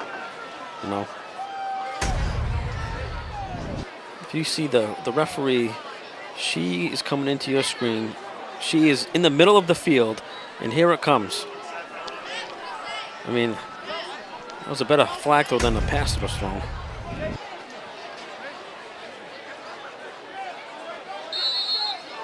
So they're going to spot the football here at the 37-yard line. It'll be 1st and 10. This place is jam-packed. Because it's the Thursday night game, I think there's a lot of kids from other schools, other football teams. I see a lot of New Bedford High sweatshirts here. Maybe this will be an idea that sticks. I kind of like it. Well, the referee we just saw there, no wonder they play on Thursday nights. And there's a tackle in the backfield. Eli Johnson in on the ball carrier. Big loss here for the Bears. Eli Johnson made a couple nice plays last week. Gets in there, shoots the gap again, and gets a tackle for a loss, which helps that the pass interference play gets them back into their own territory. So That helps. 2nd and 15. Coach Cruz puts Tavares in there. And Tavares says, thanks a lot. Everybody else is getting 5 yards or rushing. You had me run a sweep. Thanks. 2nd down, 15 to go. This is turning into a chess match. Here's Reese. He's looking near sideline again. Graham White back here on defense, and this time no flag, no foul, no nothing. Oh, wait a minute. I'm wrong. There is a flag. I don't know where the flag is. Same intended receiver, Jacob Pothier down the left sideline. I don't see anything at that end of the football nope, field. There's no flag. My bad. Okay. So sometimes my wife throws one in the living room when I make a mistake. I look down at my feet and there's a flag there. Piece of laundry? Yeah. Right then and there. No further questions. No further questions. Here comes the rush. Throws far side. Well defended by the Indians. Dylan Gomes back there for the Indians. Nice defensive stand there by the Dartmouth Indians, though, after that penalty they had. And to not to get flustered, not to get upset, it was, you just got to get your head back in the game and make a stop here. And if they get the ball back here and go down and score, and they do get the ball in the second half, so they can make a nice little push here and get it up big if they can actually stuff one in here before the end of the half. That's Jackson Hart back there for the first time.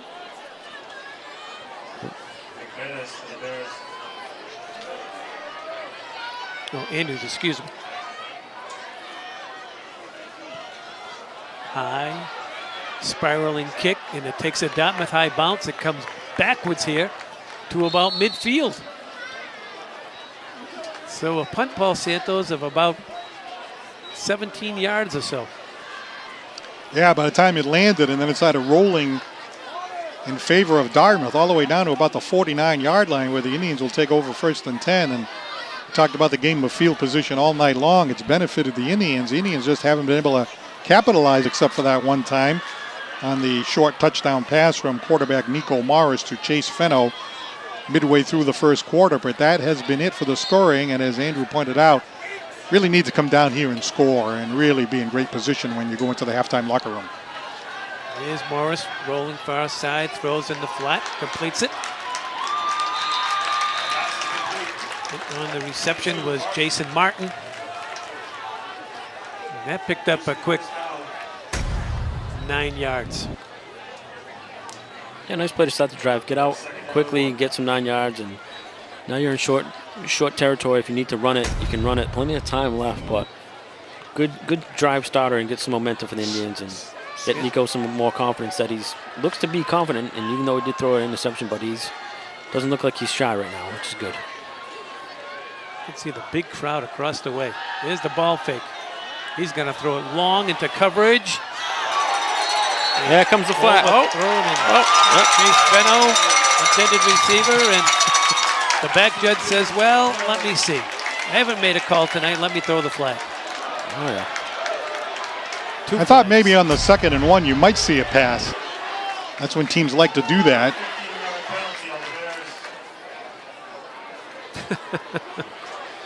Is that a makeup call?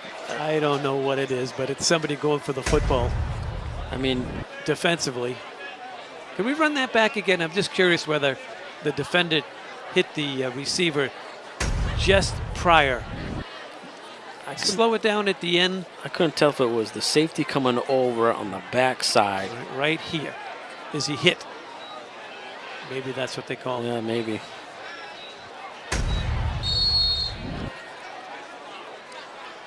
Yeah. So the Indians pick up a first down via the penalty. And as Paul has noted all night long, they've had the field position, the opportunities, and just have not cashed in. As they run the football in the hands of Jared Abreu.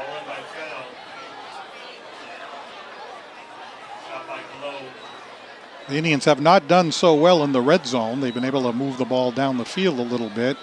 And as we said, but for that touchdown pass that we had a little bit earlier in the first quarter from Nico Morris to Chase Fenno, other than that, they've gotten down to this particular area, and this is where the Voc-Tech defense has come up big, and Dartmouth's offense conversely is stalled. Here's a ball fake, and here comes the rush, and Morris is going to go down. And that's Joseph Brightman there defensively for Voc-Tech. That came right off the end. No, didn't look like anybody blocked him, and Nico tried to outrun him and just couldn't get out of the way. Good play by Brightman. Yeah, that reminds me of a play in the Patriots game last week. The kid just kind of came around unblocked and went right in on the Patriots quarterback as we have a timeout with 1:26 to go here in the first half. What's your feelings on the Patriots, Paul? Not looking too good. All right, so the guys in the truck are wondering if there's a face mask penalty, and they're right. Grabbed him right around the face mask. And lucky, too, because it almost looked like the ball came out at the end. So I don't know anymore. It's only the second game. I really don't know. Coach White drawing something up here on the 3rd and 16 as that huge crowd that Jim has alluded to looks on. But, it's interesting, they're playing these games on Thursday night in order to utilize the shortage in officials, but it seems to me that may have stumbled onto something here. Maybe, you play some games on Thursday and then, yeah, I think every team in Southeastern Mass has to play at least one game on a Thursday night. But then, like you said, different athletes can go see other schools. Yeah. Morris going to throw down in coverage again, and it's nearly picked off. And this is what Andrews alluded to with a young quarterback. The last two passes, fortunate for Dartmouth High, there was a infraction on the first time, but again into double coverage, and that's just a young quarterback forcing it. Yeah, I mean, Jalen Adams is a bigger receiver, athletic kind of kid to go up and get it, but you got to give him a shot. You can't let the defender get at high point and try to bat it down and get an interception like we saw in the Patriot game, as Paul alluded to before. If it's going to be that kind of pass, it's either your guy or nobody. So I like the play. I just don't like it, if it can lead to a interception and get Voc back in this game quickly. Well, leads to a 4th down and 16 to go. 4 wides for the Indians. Lone runner is Abel. Here comes the rush. Morris going to throw. Incomplete. And the Bears will take possession of the football with 1:11 to go in the first half. It's like both teams are kind of leaning on the pass a little bit as we've proceeded into the football game. He was able to get away from that pass rush and throw on the run. At least that time it was his guy or nobody. But the ball falls incomplete out of bounds. And both the Voc-Tech quarterback, who is also a sophomore, and the Dartmouth High School quarterback kind of forcing things a little bit here with the passing. And you gotta wonder if maybe some adjustments might be made by both head coaches in the second half. In the offensive line's passing sets on both teams has not been good. Both quarterbacks have had to adjust and scramble out of the pocket. So here's Reese. Speaking of pocket, he just runs right up the middle and smashes into an Indian. And that was Jason Martin. Paul, I know you call hockey, but this is quite a check right here. Yeah, a quarterback draw, and then all of a sudden Martin comes right up, gets him around the waist and the thighs, and hauls down that big Voc-Tech quarterback. Pretty good call, I thought, there, because he dropped back. He's been passing a lot. And he dropped back into the pocket. We're thinking, wow, is he really going to pass on first down? And then all of a sudden, there he went up the middle, and he had a good gain of 8 yards for the Voc-Tech Bears. And prior to the game, everyone thought it was going to be a running game, but both teams ran well over 200 yards. Team total-wise, last week, we covered the Dartmouth Stang game, and the passing game was not good for the Indians. And Voc-Tech put 28 points on the board by running the football against Southeastern. So here they come tonight. A little bit more passing than we anticipated, I would say. Mostly in the second quarter, too. It didn't seem like it started that way. There was a little bit of passing in the first quarter, but the second quarter, both teams have just been letting it fly, and it's resulted in some interceptions, too. They've been forcing it, and we've seen the turnover bite both teams.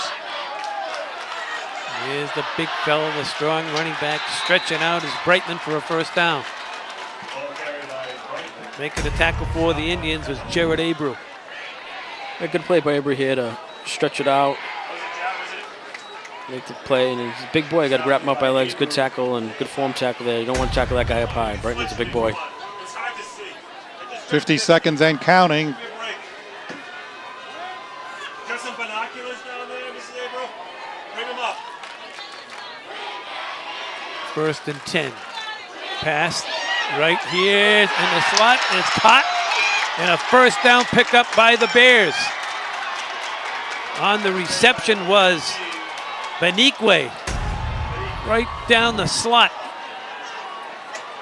That's about a 33-yard gain on that long pass down the middle. The only thing that could really hurt you is a play like that as we're coming down to the final 30 seconds of the half. And it's really unfortunate that the Dartmouth defense gave up a play like that. You were figuring that maybe at some point they were going to have to pass the ball with limited time, and great execution by the Bears that time. Hasn't been a lot of scoring, gentlemen, but been a lot of excitement. No, when Reese has had time to throw it, he can throw it.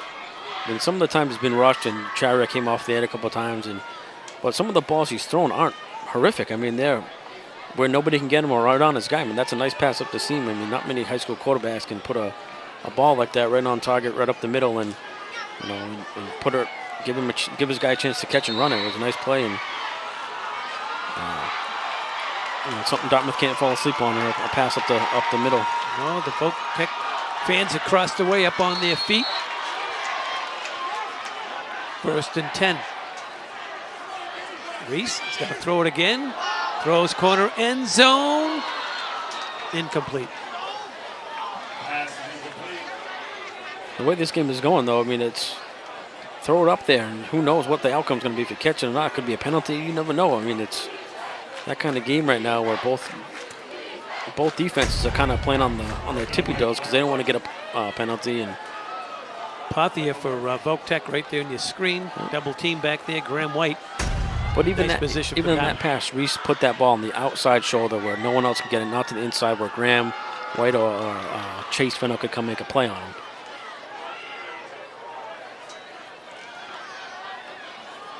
Throw out the flat and nearly intercepted. Timing it beautifully was Dylan Gomes for the Indians. He just couldn't come down with it. And Paul, this is what we've talked about all night long. The passing game looks good, and all of a sudden you throw a pass out there right to the defense. I'll tell you, not afraid to play risky football. Justin Cruz, the head coach, is not. He has a chance to go for the jugular. He's going to go for the jugular. And on occasion, you'll have like that 33-yard gain down the middle, but by the same token, ball thrown almost into the hands of defender Dylan Gomes. 3rd and 10. And they're going to run the quarterback draw, and a big fella breaks the tackle, still on his feet. And he's going to have himself a first down.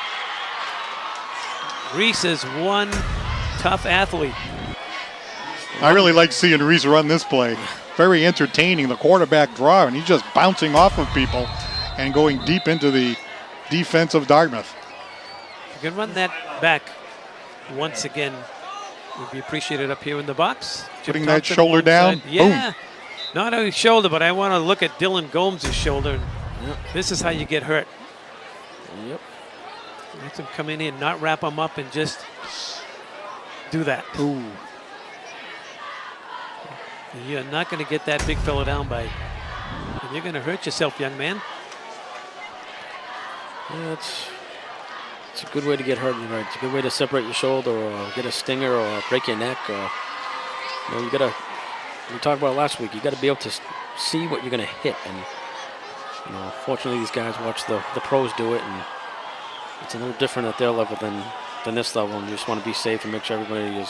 Well, I think the hardest thing in covering football for a number of years is once they said you couldn't lead with your head, from the 1920s till about 10 years ago, that's how everyone tackled. You never tackled with your shoulder because you throw your shoulder out. So everyone led with their head. So now no one knows how to tackle. No. It hurts to tackle. Here's Reese. Here's the rush. The ball's out, and it's picked up by Brightman. And Brightman advances the football. Time's running out. That's it. Yeah, that's it. That's going to end the first half with the Indians on top 7-0. We'll look on. Here's Eli Johnson causing another fumble. Dartmouth is lucky that they had people in position because Brightman can move. He had a couple touchdowns last week for Voc, so nice way to end the half, and kind of a crazy end of the half. That was some entertaining football, I'll tell you that. Balls being chucked all over the place. We've had a number of turnovers. The Indians with that one score, but not able to get a second or a third when they had opportunities to do so. Voc-Tech coming down the field a couple of times, not afraid to go for the jugular, but in the end, it's a one-score game. And I think Voc-Tech unofficially has 5 turnovers. It's only trailing by a score of 7-0. Exactly. That's why it feels like the Indians really should be ahead by more than this. But, if this continues, I still feel pretty good about the way Dartmouth has played going into the second half, because if you just clean up some of those mistakes, you should be able to really deliver in the second half, because the Voc-Tech defense has not played as well as the Dartmouth defense has. Well, as we get set to watch a great halftime show by the Dartmouth High School band, my experience tells me, when they're not in full uniform, that this may be a limited performance. But trust me, by mid-year, this band is as good as any high school band of its size in the country. So we're going to step aside, and you folks on YouTube get a chance to look at one of the finest high school bands in the state of Massachusetts. We hope you enjoy it.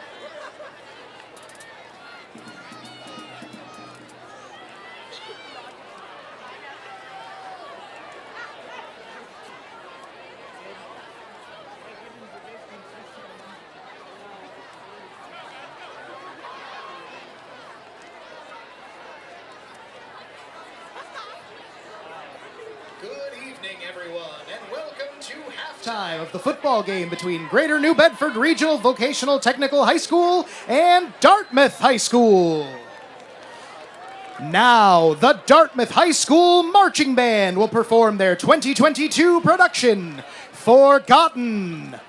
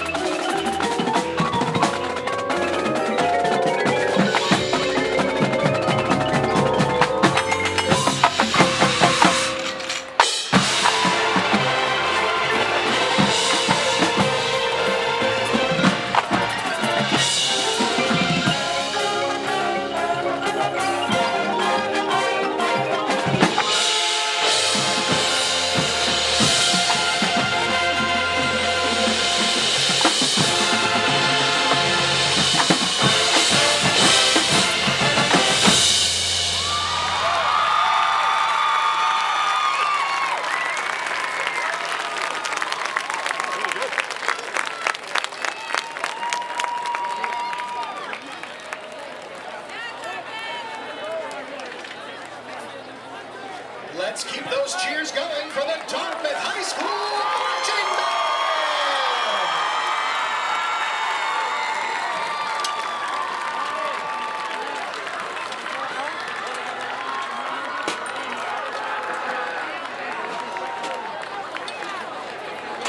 I'm Sam Bianco, your marching marching band announcer, and on behalf of the Dartmouth High School football team and the marching band members, thank you for your attendance this evening and enjoy the second half of the game.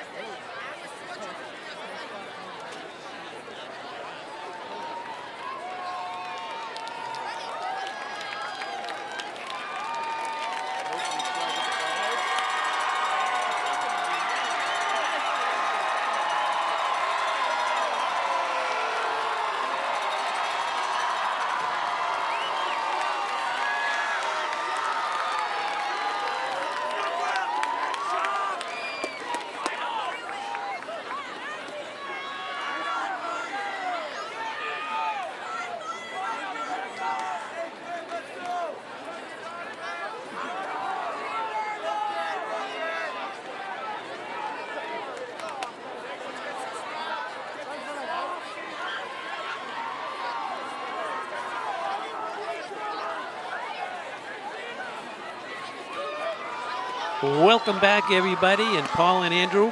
That was just a practice run for the Dartmouth High School band.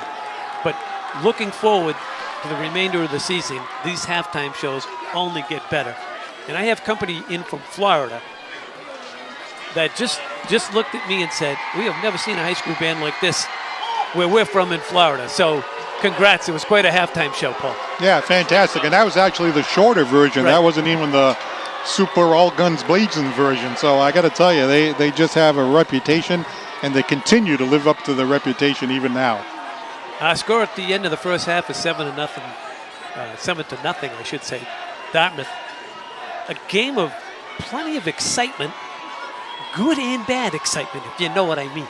Yeah, that's right. I mean, both teams really tended to throw it all out there, throwing caution to the wind on a number of occasions. We had a number of turnovers in that half.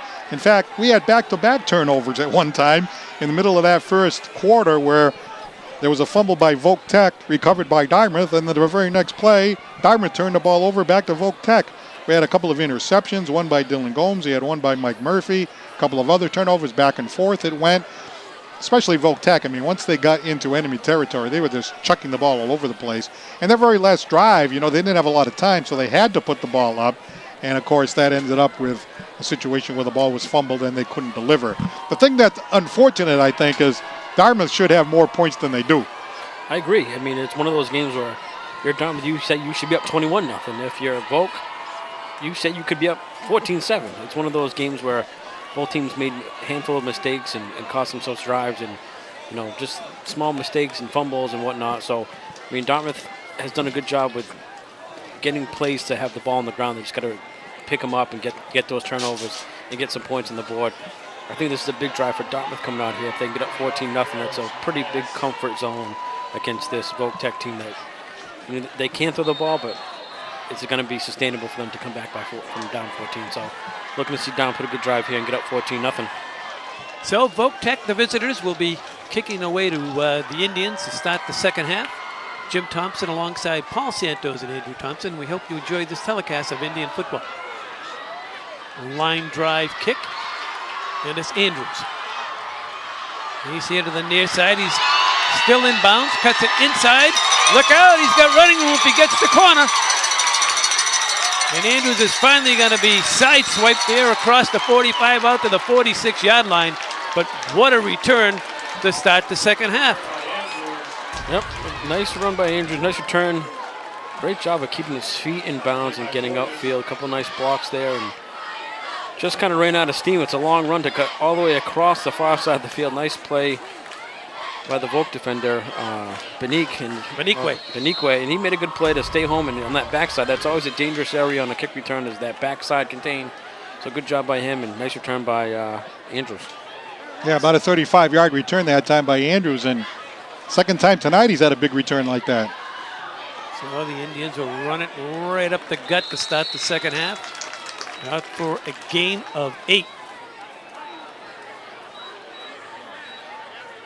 Running with the football that time was Ray Gremlick. We saw a little bit of him. He played pretty well. Jason Martin, Gary. Oh, excuse me, Jason Martin. Sorry about that, folks. Paul, these eyes are getting old. Forget the brain. That went years ago. Those are new glasses, right? No, they are. They're not working too well, obviously. Second and short. And they run it right up the middle again and got a gain of 6 and a first down. Well, this time, instead of the Indians tossing it downfield on the second and short, which they've decided to do on a number of occasions tonight, this time they play it conservative. Hey, let's get the first down, keep the ball, methodically get into enemy territory and see if we can convert this into points. Well, that was Ray Gremlick on that carry. I was just one call ahead. One step ahead. First and 10 Indians. Ball fake. They're going to throw it out here to Fenno. Chases inside the 25 and down to about the 33-yard line. Santos on the stop for Voc-Tech. A nice call by Dom. Get your athlete in an open field and see if you can do something. Basically just like an outside run, but nice play by Aiden Soares on that play to make open field tackle. Gain of 7, second and short.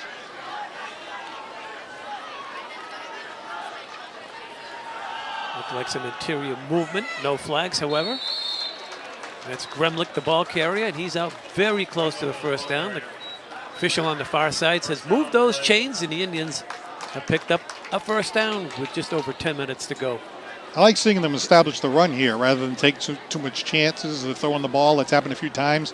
You have that second and short. Just go for the first down. Keep the ball moving. Yeah, I agree. It's nice momentum, nice start to the second half, and nothing too crazy so far. And this is Louis Freitas. Looks to cut it inside. Just tripped up around the ankles and brought down by the Bears' Harrison Cabral. Short gain. Second and long here for the Indians. Just underway, second half. Indians on top, 7-0. 0-1 coming into this game. Tough loss last week. Up the street to the Spartans of Bishop Stang, 9-7. Voc-Tech 1-0 coming off a big win over Southeastern. And the Indians continue to run it. And that's Ray Gremlick. He may have picked up a yard. Garion making the stop. 3rd down and 8, Paul. They've been chucking it this game, so what are you thinking? Well, now that you got the 2 1-yard gains here, now it's almost like an obvious passing situation. We're talking about establishing the run just a moment ago and how we like that, but now it's a situation where you need to get that first down. Now, again, you're in 4-down territory, so there are a number of things you can do here. Let's see what they call up. Set up a screen, so it looks like, and it falls incomplete. It was intended for Gremlick. He was well covered. Andrew, I don't know if that was a middle screen that went bad and he just threw it out into the flat. We'll have to look on. Looked like Voc did a nice job of jamming the line and not letting anybody out of the backfield. Nice play to stay home by the defender who made the play. It was almost like a delayed screen. Number 4, Mike Murphy. Nice play to stay home and see that Gremlick kind of slipped out into the flat. So nice defensive play there. And that was a tough pass to throw as well. One step and Murphy might have been gone. With these linebackers playing up, I'm looking for Dartmouth to throw something over the middle here, maybe a drag. Well, here's Morris, rolls right, throws it out of bounds. Indians will give the possession back to Voc-Tech, and Paul, it's been like this the whole game. Voc-Tech has played their toughest defense when the Indians have been in the red zone.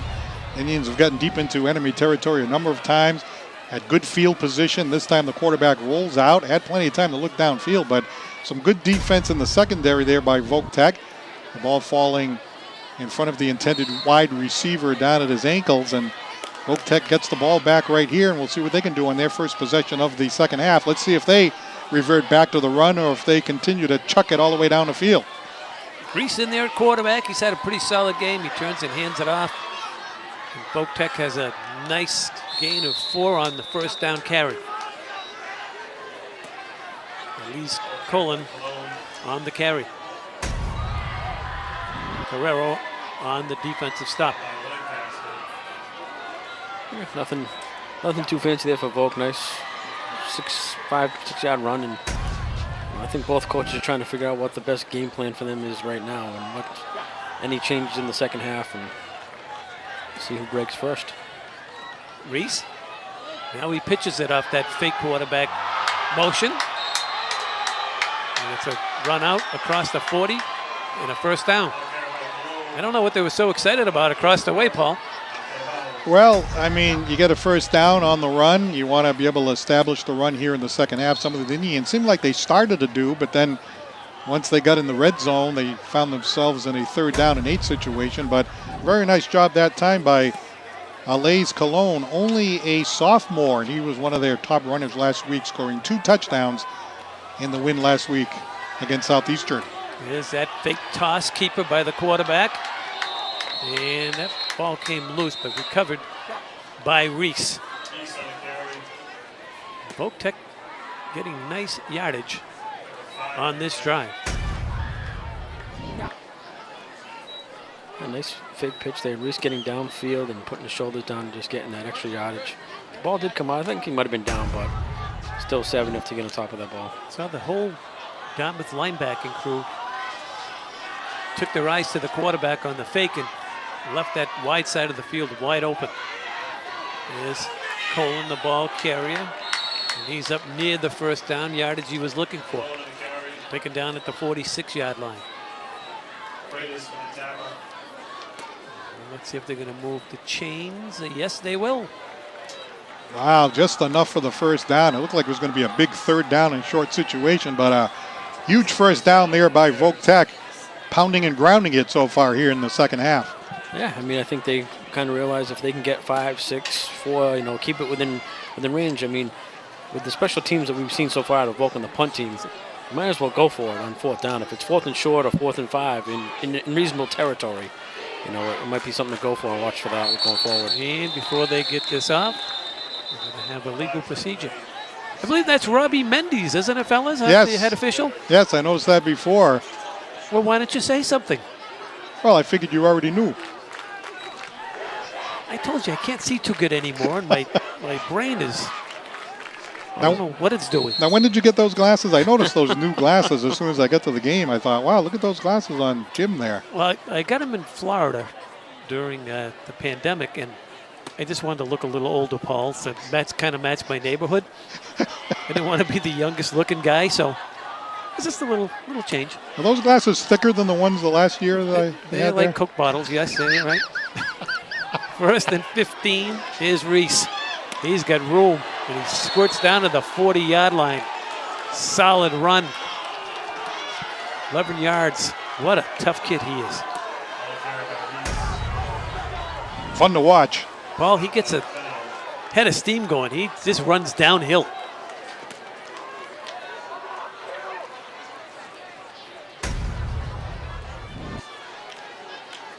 There's a good look at the sophomore quarterback. Leading his team to victory last week. So the Indians, I think, have outplayed Voc-Tech in this game. And right now, here we are in the third quarter, and Voc-Tech is coming down the field with an opportunity to tie this game. Here's Colin, the ball carrier. Gets to the line of scrimmage. Legs still pumping. Picked up a couple. The Indians take him down there. Looked like his teammates were helping him get those last couple of yards. Chase Lackey, first guy to get his arms around him.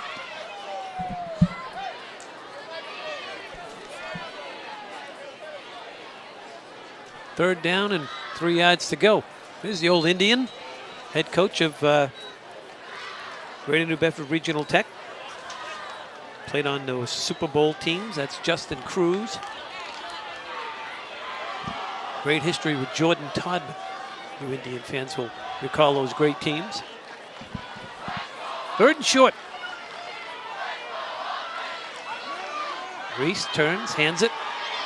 And the big fella, Brightman, he's going to be awfully close to the first down. I think he's going to be just short. So here comes that 4th down you were talking about a few moments ago, how anything close on a 4th down, certainly in enemy territory, easy call.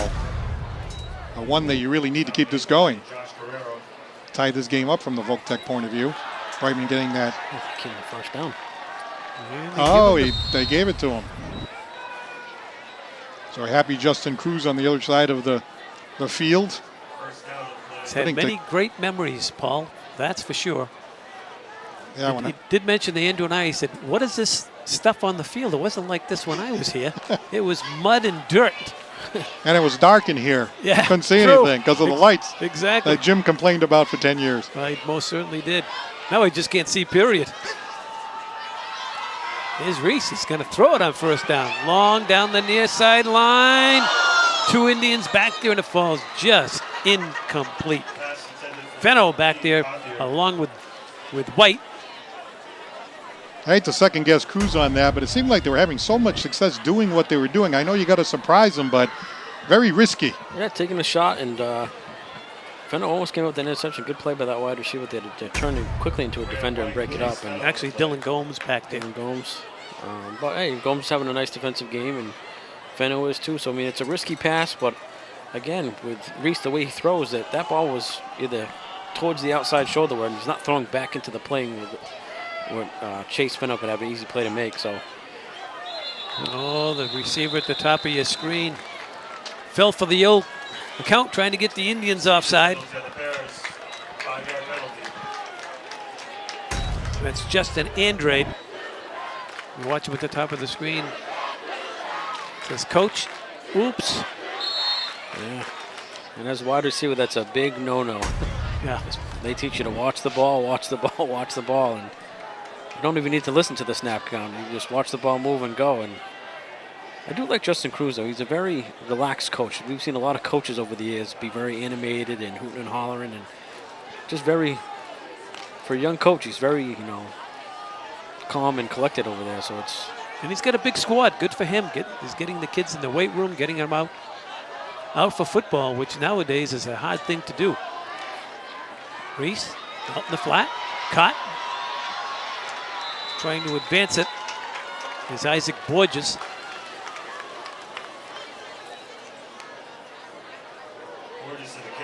The combination of that incomplete pass and the penalty put them in this long 2nd and 15 situation. A lot of yardage that they have to scoop up here now to keep this drive going, and just a short gain there. Yeah, the incompletion on first down now has them at 3rd and 10. Trips to the near side. Reese, quarterback draw again. He's had success all night long running it, and he's going to be out just about a yard short of the first down he was seeking. Andrew, that play has worked all night long. It was a good call on the offensive side, but even better call by Reese.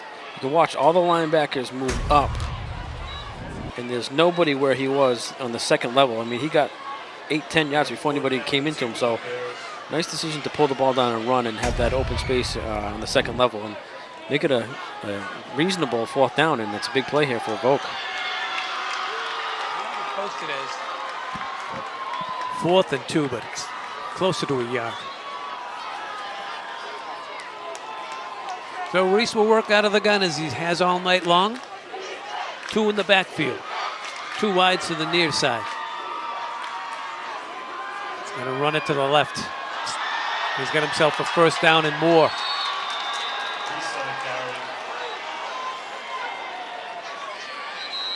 It was Lancaster finally getting him to the ground, Paul, but not before he churned out 5 or 6 yards. I was thinking that Reese might call his own number there because it's been so successful, and he's very good at reading the defense, and he only needed 2 yards or about 1.5 yards to get the first down, and a nice successful run again by the quarterback, and again a good read as he was carrying the football.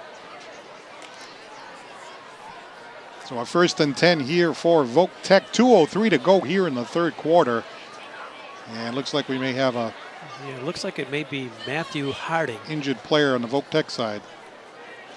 Last week we saw in Dartmouth's home opener up the road at Bishop Stang, we saw a lot of kids cramping up. And let's hope that young man, let's hope that's the case as coaching staff along the far sideline looks on.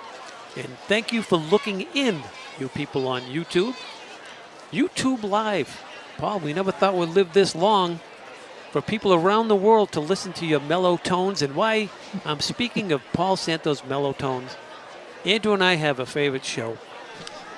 And I don't know if you people like, you might be in Bolivia or Belize or Chile, wherever you may be. You got to tune in. Paul Santos Live. Tell us about it, Paul. Well, it's like a comedy variety show patterned after the original Tonight Show. Just an idea myself had, along with my good friend and sidekick, Chops Turner. We have our own house band and muter. So we have the band, we have the sidekick, we have the host, we have the curtain in the background. We have some great guests, like one that'll be coming up in November. You know this guy, Jim Thompson? I don't know, but he better wear his contacts that night because he's going to be ridiculed for his glasses. Reese Colon looks to run the far side. The Indians bottle him up. Nice play back there on the far side by Jason Martin of Dartmouth High School.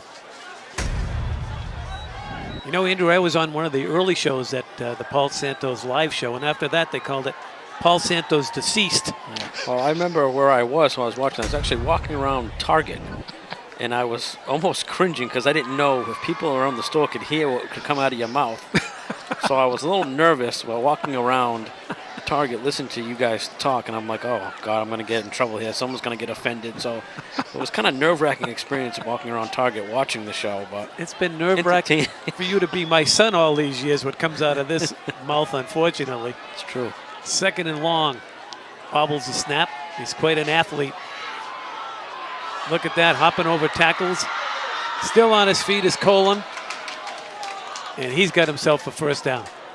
That was one of those direct snaps to Colin. Again, that direct snap to the running back. Great individual effort here by Cologne. Once he broke that tackle, look at that, jumping over a player, cutting back to the inside, little juke step back and forth, and it was only when he got tripped around the ankles that he was able to be brought down. But it looks like, is he still down? He is, yep. Unfortunately, big loss there for Voc-Tech if he's not able to loosen back up. But again, they're doing the stretching exercises, and if it's just a cramp, hopefully he'll be back up and running very quickly. So tell us more about the Paul Santos live show. I understand that you've made it to the big time. You made it to ABC 6. Is that a rumor or a fact? Well, that's actually fact. We got a few different irons in the fire, as they say. By the way, for the folks here in the local area, it also airs on Channel 95 here in Dartmouth every Wednesday night. That's a biggie. At 8 o'clock. Everybody tunes into that. And that's why I'm mentioning it.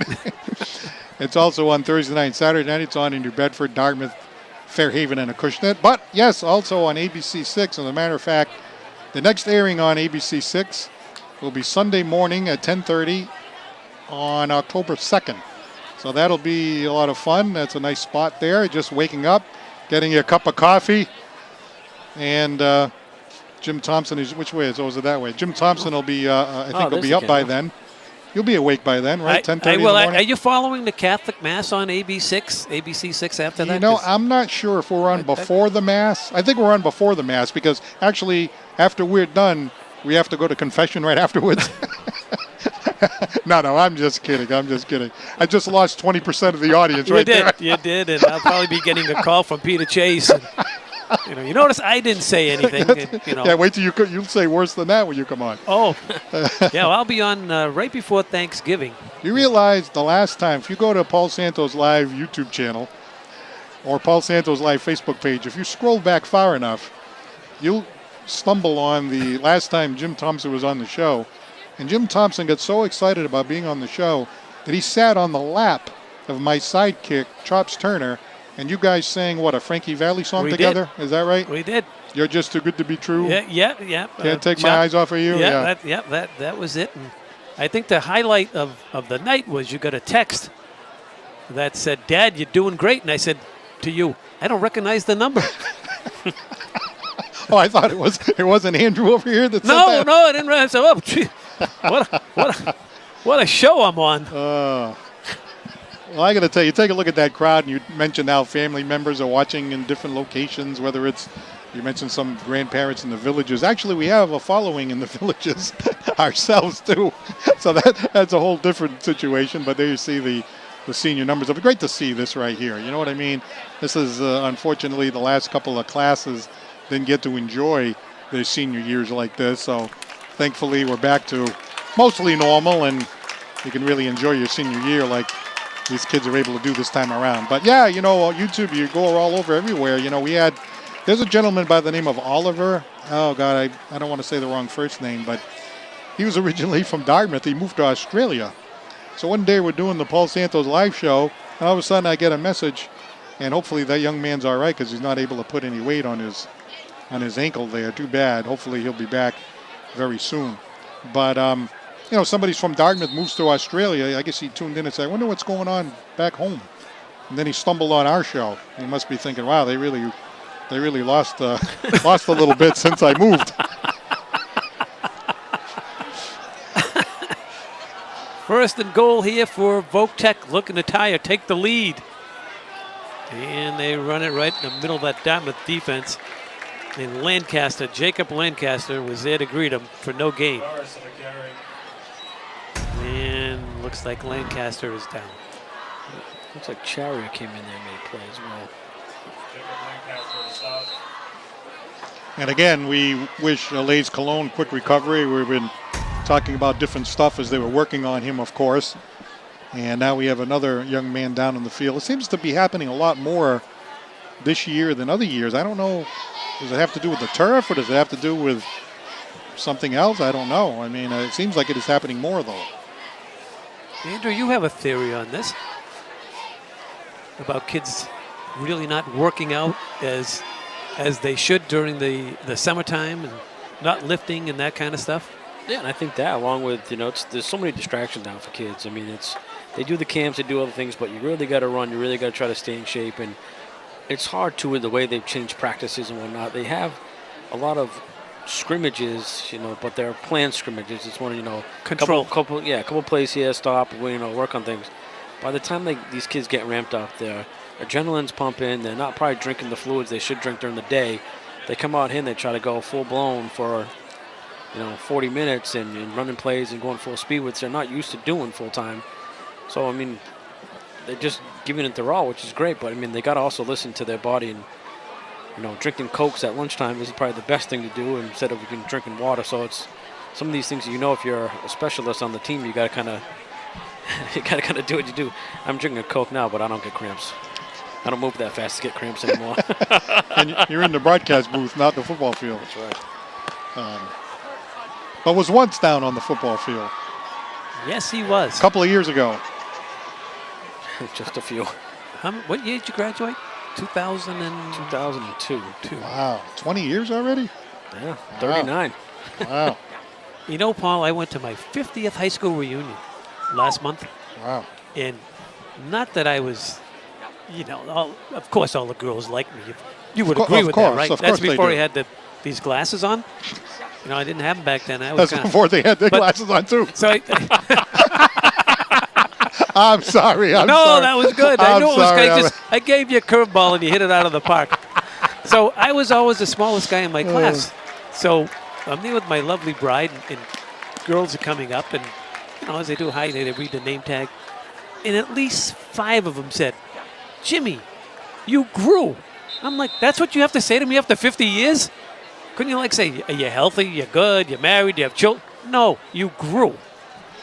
I thought you'd find that funny, Paul. I guess you don't think it's so funny. No, I'm trying to figure out why, because as we finish the third quarter, it's 7-0. But, the interesting thing is usually people tend to shrink as they get older, because, the discs tend to shrink down. So people who are like 6 feet are only 5'10", that's a scientific fact. So why would they think you were taller? Because I was the smallest guy in the class, and I obviously grew when I went to college. So what are you missing here? You're missing something. I don't know what you're missing. It's Thursday night. I'm hoping there's no more injuries, so we don't have to have any more of these kind of conversations. Yeah, right. This is going off the rails real quick. Well, Paul and I have gone off the rails many a time. What's the date that you're going to be on our show? November something. Yeah, I put it in my calendar, and I put like a big yellow circle around it. Jim Thompson will be our guest on that show. Channel 95, possibly Channel 6, definitely on YouTube Live. So that'll be fun. I'm looking forward to it, my friend. Anytime I can be around you, I know I'm going to have a lot of laughs. Hopefully that gentleman down under will be watching that night. Second down here for Reese and the Bears. The guy from Australia. That guy, yes. And they run it to the left side, and a nice tackle from behind by J.T. Sherrier on the running back, Tyler Tavares. Sherrier's had a heck of a defensive game here. He's been shooting the gaps and making plays in the backfield all night between plays on Reese and making some forced fumbles and making some tackles in open space. So he's definitely stepped into the linebacker spot, which was, I don't want to say a question mark to say, but they're such a young team, nobody knew who was going to be the guy to step up there. And it looks like Sherrier is one of the guys who stepped up, and along with Louis and Abreu, some of these guys defensive side. So it's nice to see a young kid getting in there and making plays.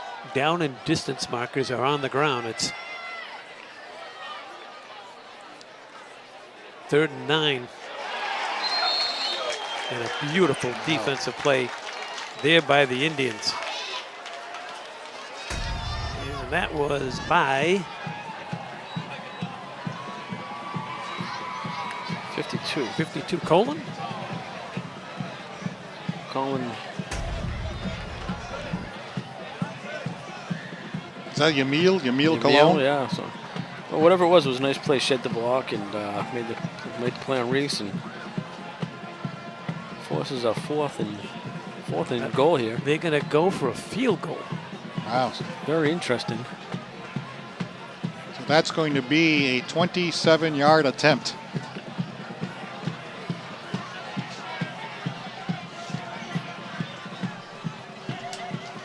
Ball is down, the kick is up, and the kick hits the crossbar and takes a Indian bounce backwards. Paul, we've about seen it all.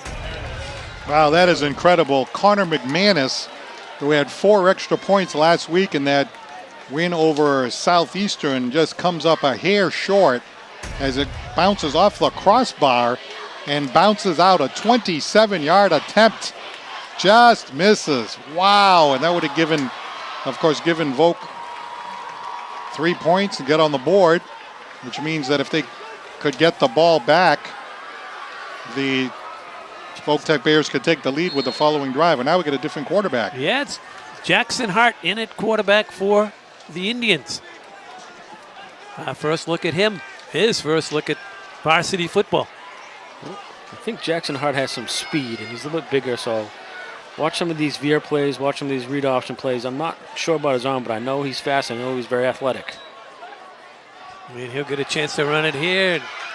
Jackson's first carry as a starting quarterback for the Indians gets him out to about the 24-yard line.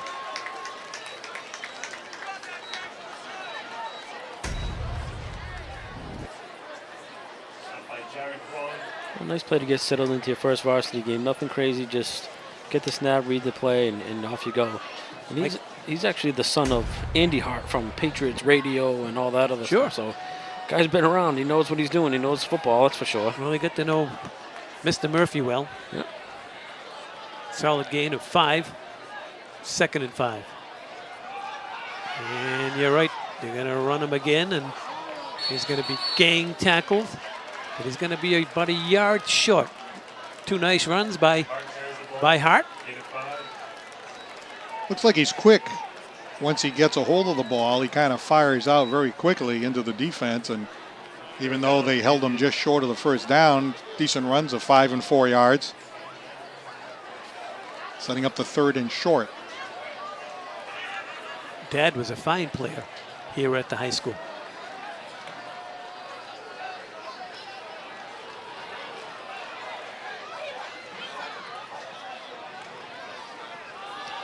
Sticks it in the belly of his running back, and the Indians have themselves a first down. That was Louis Freitas on the first down get. Indians now 1st and 10 from about their 33-yard line. A nice way to get the kid ready to end his first varsity series, and nothing too crazy. Don't do anything he doesn't feel comfortable yet. But I am looking for an outside run because I think he's got some speed and I think he can be a game breaker. So, well, he turns around and calls a timeout, and we have another person with cramps, and I believe that was Chase Fenno. Well, another little side tidbit about Jackson Hart's father, Andy Hart, working at WEEI, and myself and Chris Santos. We also have another project we're involved in called Santos on Sports, a podcast that we do on Facebook Live. And we had Andy Hart on as a guest. And if you scroll back, you go to Santos on Sports on Facebook and you scroll back, you see the interview we did with him, how he started in radio, how he got a couple of lucky breaks, how he honed his craft, how he ended up there with the Patriots, and how he has a unique perspective of Tom Brady and Bill Belichick and everything that goes on behind the scenes. Very, very interesting interview, and he's still around. He still lives in Dartmouth. Very proud person here from our town, still living here, still enjoying his time here, and of course, being able to watch his son play football, I'm sure is very, very enjoyable. Really, class family. Well said. He does a great job. I look forward always to hear his perspective on Patriots football and just the NFL game overall. And Very knowledgeable. He's on WEEI a lot on the weekends. You think he wants to come up in the booth someday and replace us? You think? He probably goes home and says, "Who are those two buffoons up there?" You know, he's used to working with, like Andy Gresh or somebody. You know. Yeah, right. Mm-hmm. He's got to be in the stadium here somewhere tonight watching this game. So I saw him early when I got here. He's off to the right. Yeah. Andy Gresh, if he comes up here, he'll be calling the wham play. That's his favorite. Oh, yeah. For you people that don't listen to WEI Sports Radio, Andy Gresh is the only person in the world that talks about the interior offensive line. That's all he knows about. He might be looking up to the booth here and thinking, wow, look at those 3 professionals up there. 3 knowledgeable gentlemen. That could be. 1st and 10 for Younghart. Bobbles the snap. Get the play away, and it doesn't go for very much. Louis Freitas dragged down for about a 6-yard loss.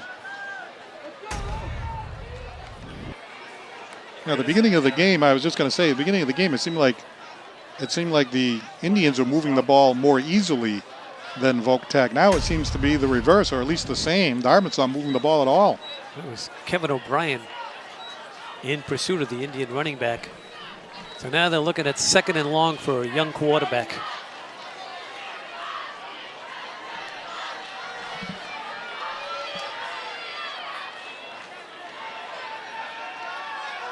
Oh, Voc-Tech is trying to chase the gaps.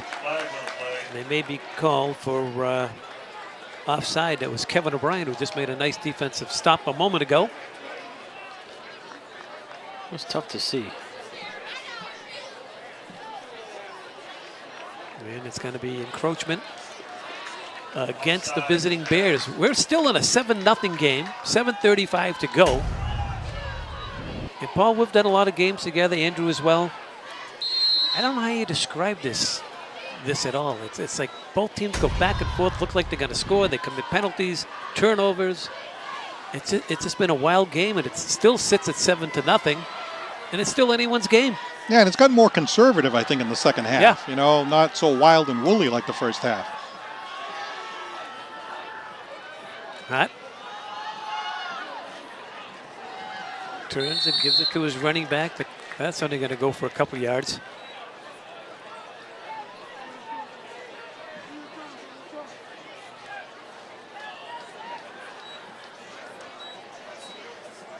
That was Ray Grumlick on the carry. 3rd down, 8, Paul. Well, I got to tell you, thinking back to that last possession of Voc-Tech, the Indians are fortunate that field goal was not successful. I mean, it only missed by inches, bouncing off of the crossbar, because if Voc-Tech gets the ball back in midfield, they'd be coming down for the possibility of taking the lead, not just going for the tie. Voc-Tech, everybody up on the line of scrimmage.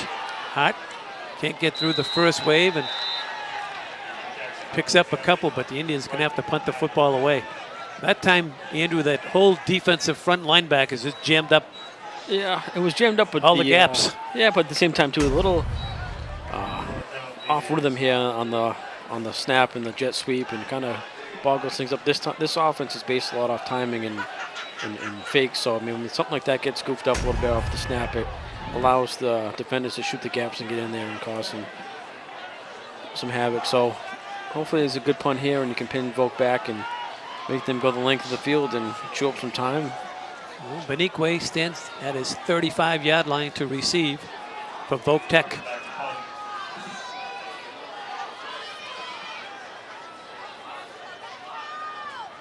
High snap. Here's the rush.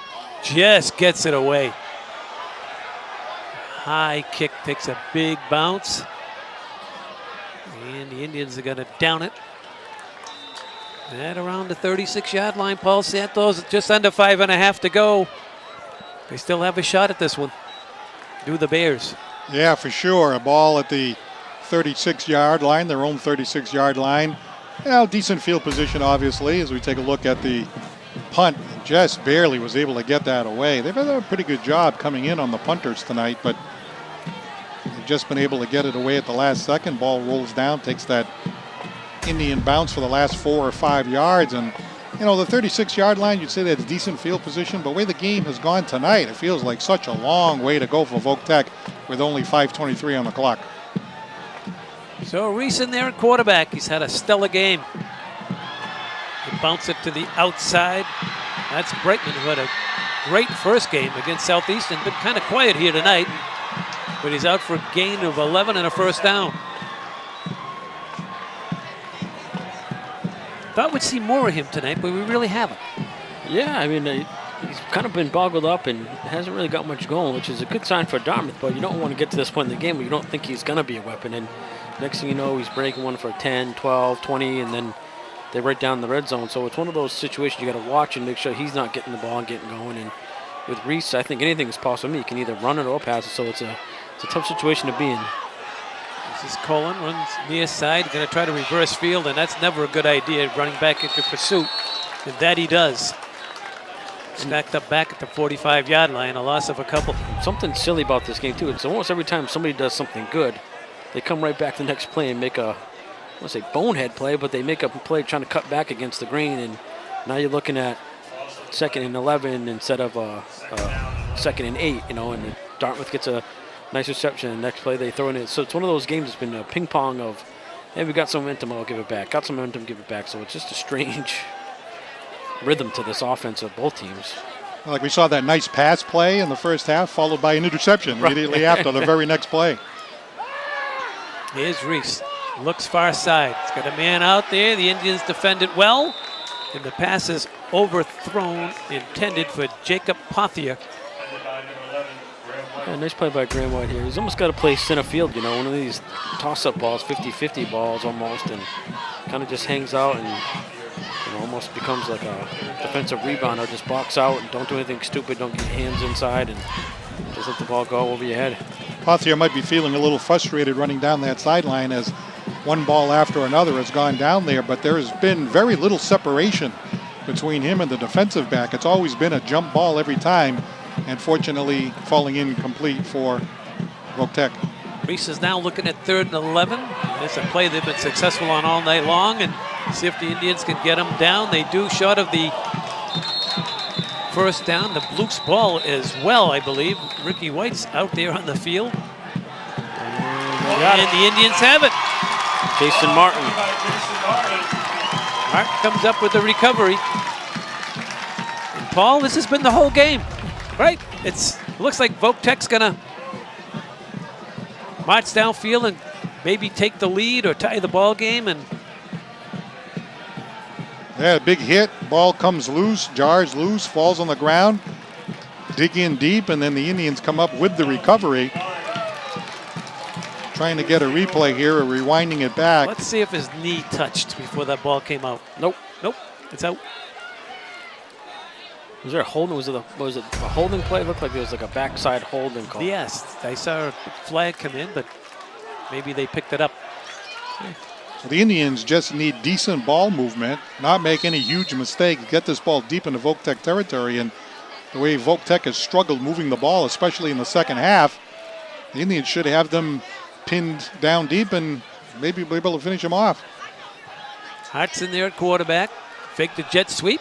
Shows his speed. He gets across midfield and down to the 48-yard line. Jackson Hart with a gain of 5.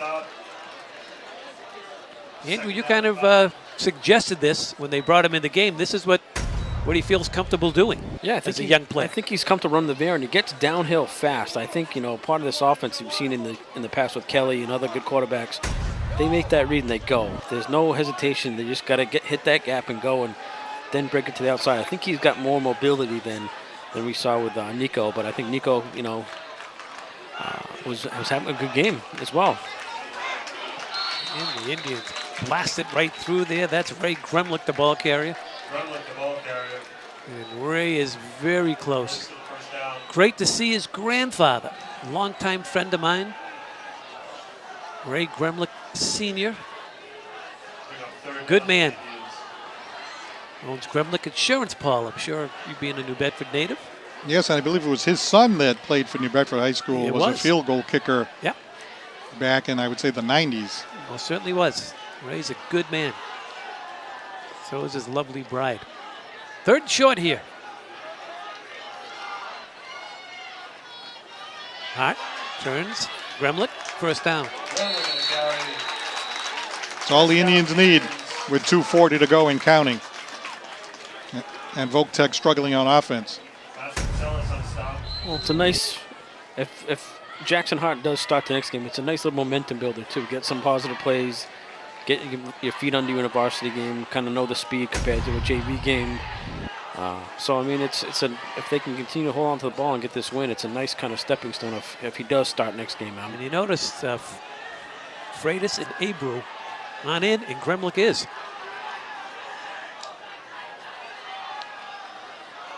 And they're going to run it here to the near side. That's Freitas. That's Freitas. Freitas was in the slot. Well, that's a nice move there by Graham White. That's a first down, he's telling everybody in the stands. First down yards for the Indians. It's almost the same play which they ran last week against Stang, where he rushed down the sidelines for about a 40-yard gain. Yeah. So it's a nice play that the Indians are running, and it's a nice play to stay in bounds as well. 144 and running. 1st and 10. Hart trying to put this game away. Gremlich. Maybe a yard or two stacked up there. Carry.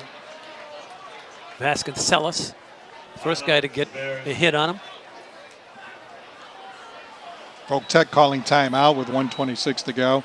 You know, you talk about the turnovers that have hurt Voc-Tech all night long. That last one, the final killer, because they were on their way in Dartmouth territory with an opportunity to try to tie the game. And once again, yet another turnover has really hurt them. You know, I want to say something special about Dennis Golden, head coach up at Bishop Stang. Peter Chase got a handwritten note today. Imagine, 2022, a handwritten note for what a great job producing and directing the Stang-Dartmouth game, and how appreciative he and his team were, and the fans over at Spartan Village. And Andrew is a very close friend of his, and I've got to know him a little bit. This guy is first class all the way. And just so you know, Coach, Peter's framing that, and we're putting that up in our studio. So it was our pleasure to Andrew and I to go up there, and minus Paul Santos, we wish you were alongside. And it was a big win for you guys up the street, Battle of Slocum Road. And very nice note. Thank you very much on behalf of everyone here at Dartmouth Community Media. Thanks a lot, Coach. 2nd and 8. Hart off the ball fake. And let's see. Voc-Tech's claiming they have the football. Ooh.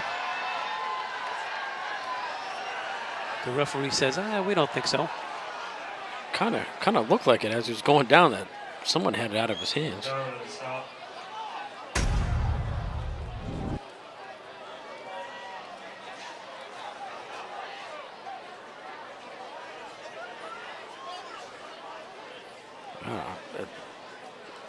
It's hard to tell. It looked like it got ripped out, but I don't know if his back leg was down or if his back hit the ground. Well, the clock is stopped with 1:21. The Indians looking at 3rd down and 8. They've been pretty one-dimensional since Jackson Hart came in, but he's done a nice job. He's gained some significant yards. Done a nice job controlling the offense, and trust me, coming in as the backup isn't much fun, especially in front of a big crowd like this. Yeah, it's late in the game. You don't have any reps. I mean, we saw him warming up on the sidelines, but that drive for that Voc had ended up taking up a lot of time, and with injuries, he kind of stood around for about 20 minutes after he had done his warm-up throw. So it's good for him to get in and get his feet wet and, you know, run the offense and run it in a live game compared to a JV game or a practice.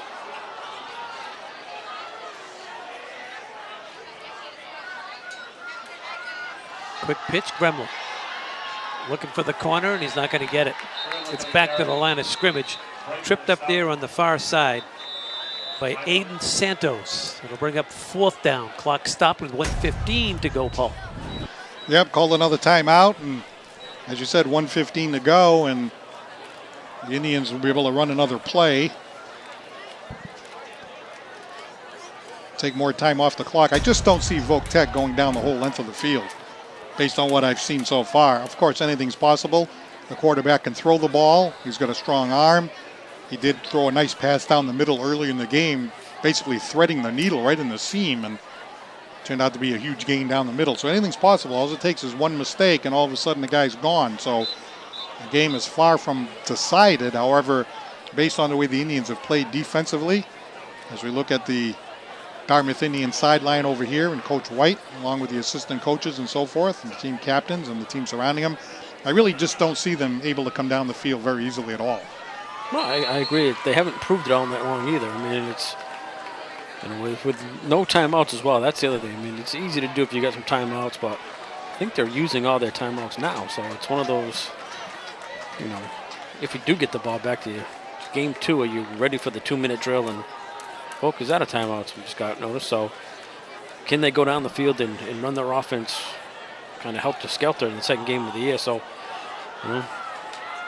4th down and 10. The Indians are certainly capable of getting a first down also. Let's not forget about that. Voc-Tech just crams the line of scrimmage.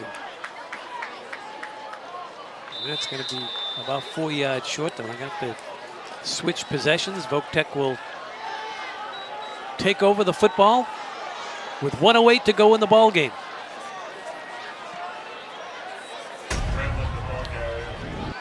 Yeah, just conservative play, nothing too crazy. Just get it to your guy and see if he kind of breaks one or can get pushed over the line of scrimmage and kill some clock. So now you put on Voc to go, 75 yards, 78 yards. Well, if Justin Cruz had Jordan Todman on his team, he might have a shot. I think they'd have a lot more points than 0. I was just sitting here thinking, Ricky's got a young team, and they end up winning this game. They've only scored 14 points on the season. That's going to be concerning at some point. Here's Reese. Here comes the rush. Throws it over the middle. Contested and knocked away. Pass was intended for Isaac Borges. Chase Fenno defending. Well, we know Reese is going to go back and throw it down the field, obviously with only 1:08 to go before that play was called, and got a pretty good pass rush on him, so he wasn't able to set his feet and really let it rip down the field, and might have been a little underthrown, but good defense there by the Indians, and they're still on a 2nd down and 10 at their own 22. 61 ticks on the clock. Reese, far side, double coverage, throws it just over the boundary. Very, very and lucky. Fenno back there and defending. Yeah, Fenno playing center field out there, just waiting for an overthrow. And not once has Jacob Pothier been behind the defense. No. Look at this. Right. Not only is it not separation, he is actually in front of the 2 defenders. So really, it's just almost like we're throwing it up there and hoping for the best. So 3rd and 10 now for the Bears. They've got a long field ahead of them. Reese, backside rush, gets it away and dropped. Benique just sat in the zone, Andrew, and I wonder if that was going to be a hook and ladder. Let's see.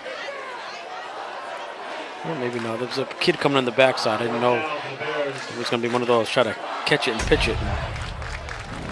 He was thinking about, of course, running before he had the ball, which is a classic mistake. And he did have some real estate in front of him, too. And maybe he was thinking about running out of bounds because, the area on the way toward the sideline seemed to be open. So if he could have hightailed it out of bounds, that would have helped the situation as well. Now look at this, 4th and 10, only 50 seconds left.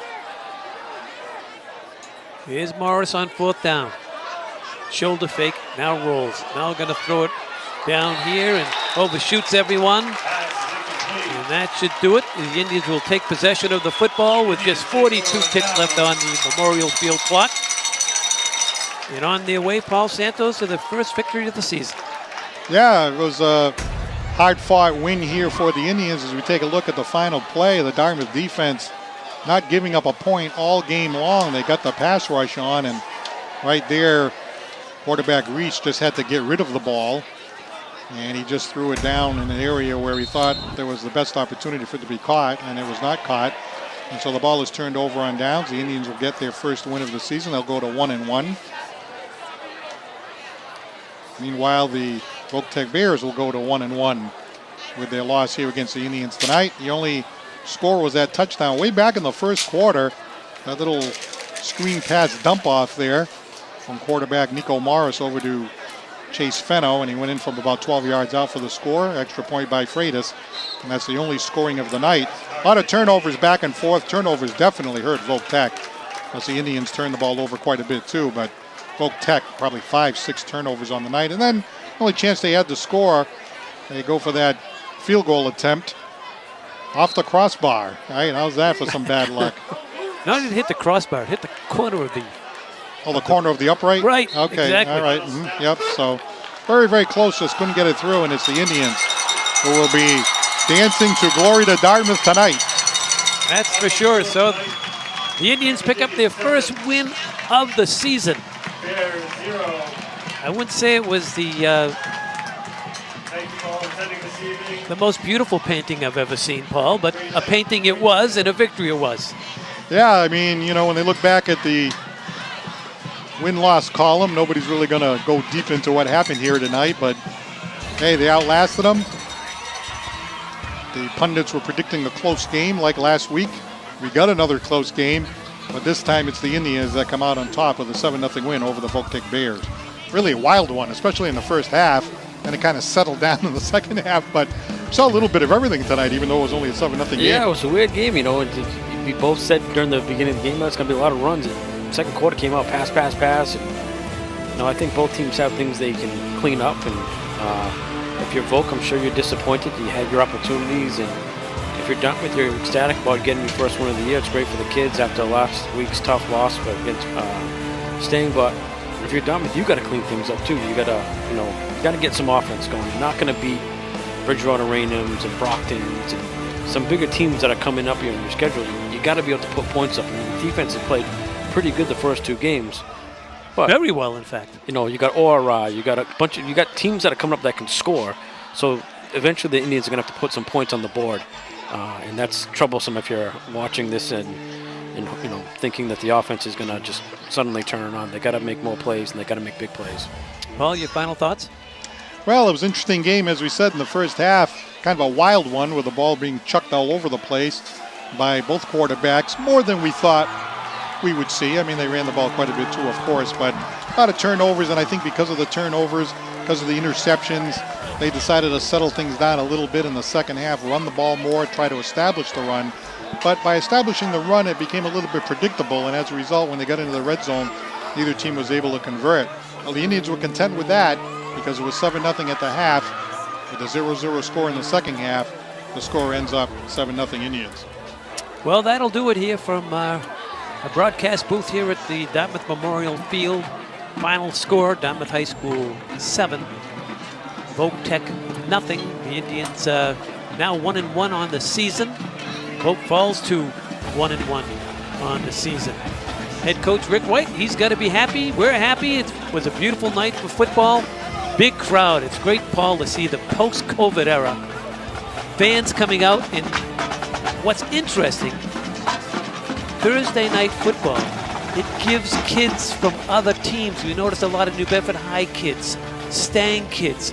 You saw it in their sweatshirts. This was one of the largest crowds I think I've seen in a long time, other than a non-playoff game. This place was packed. Yeah, it actually worked. You know what I mean?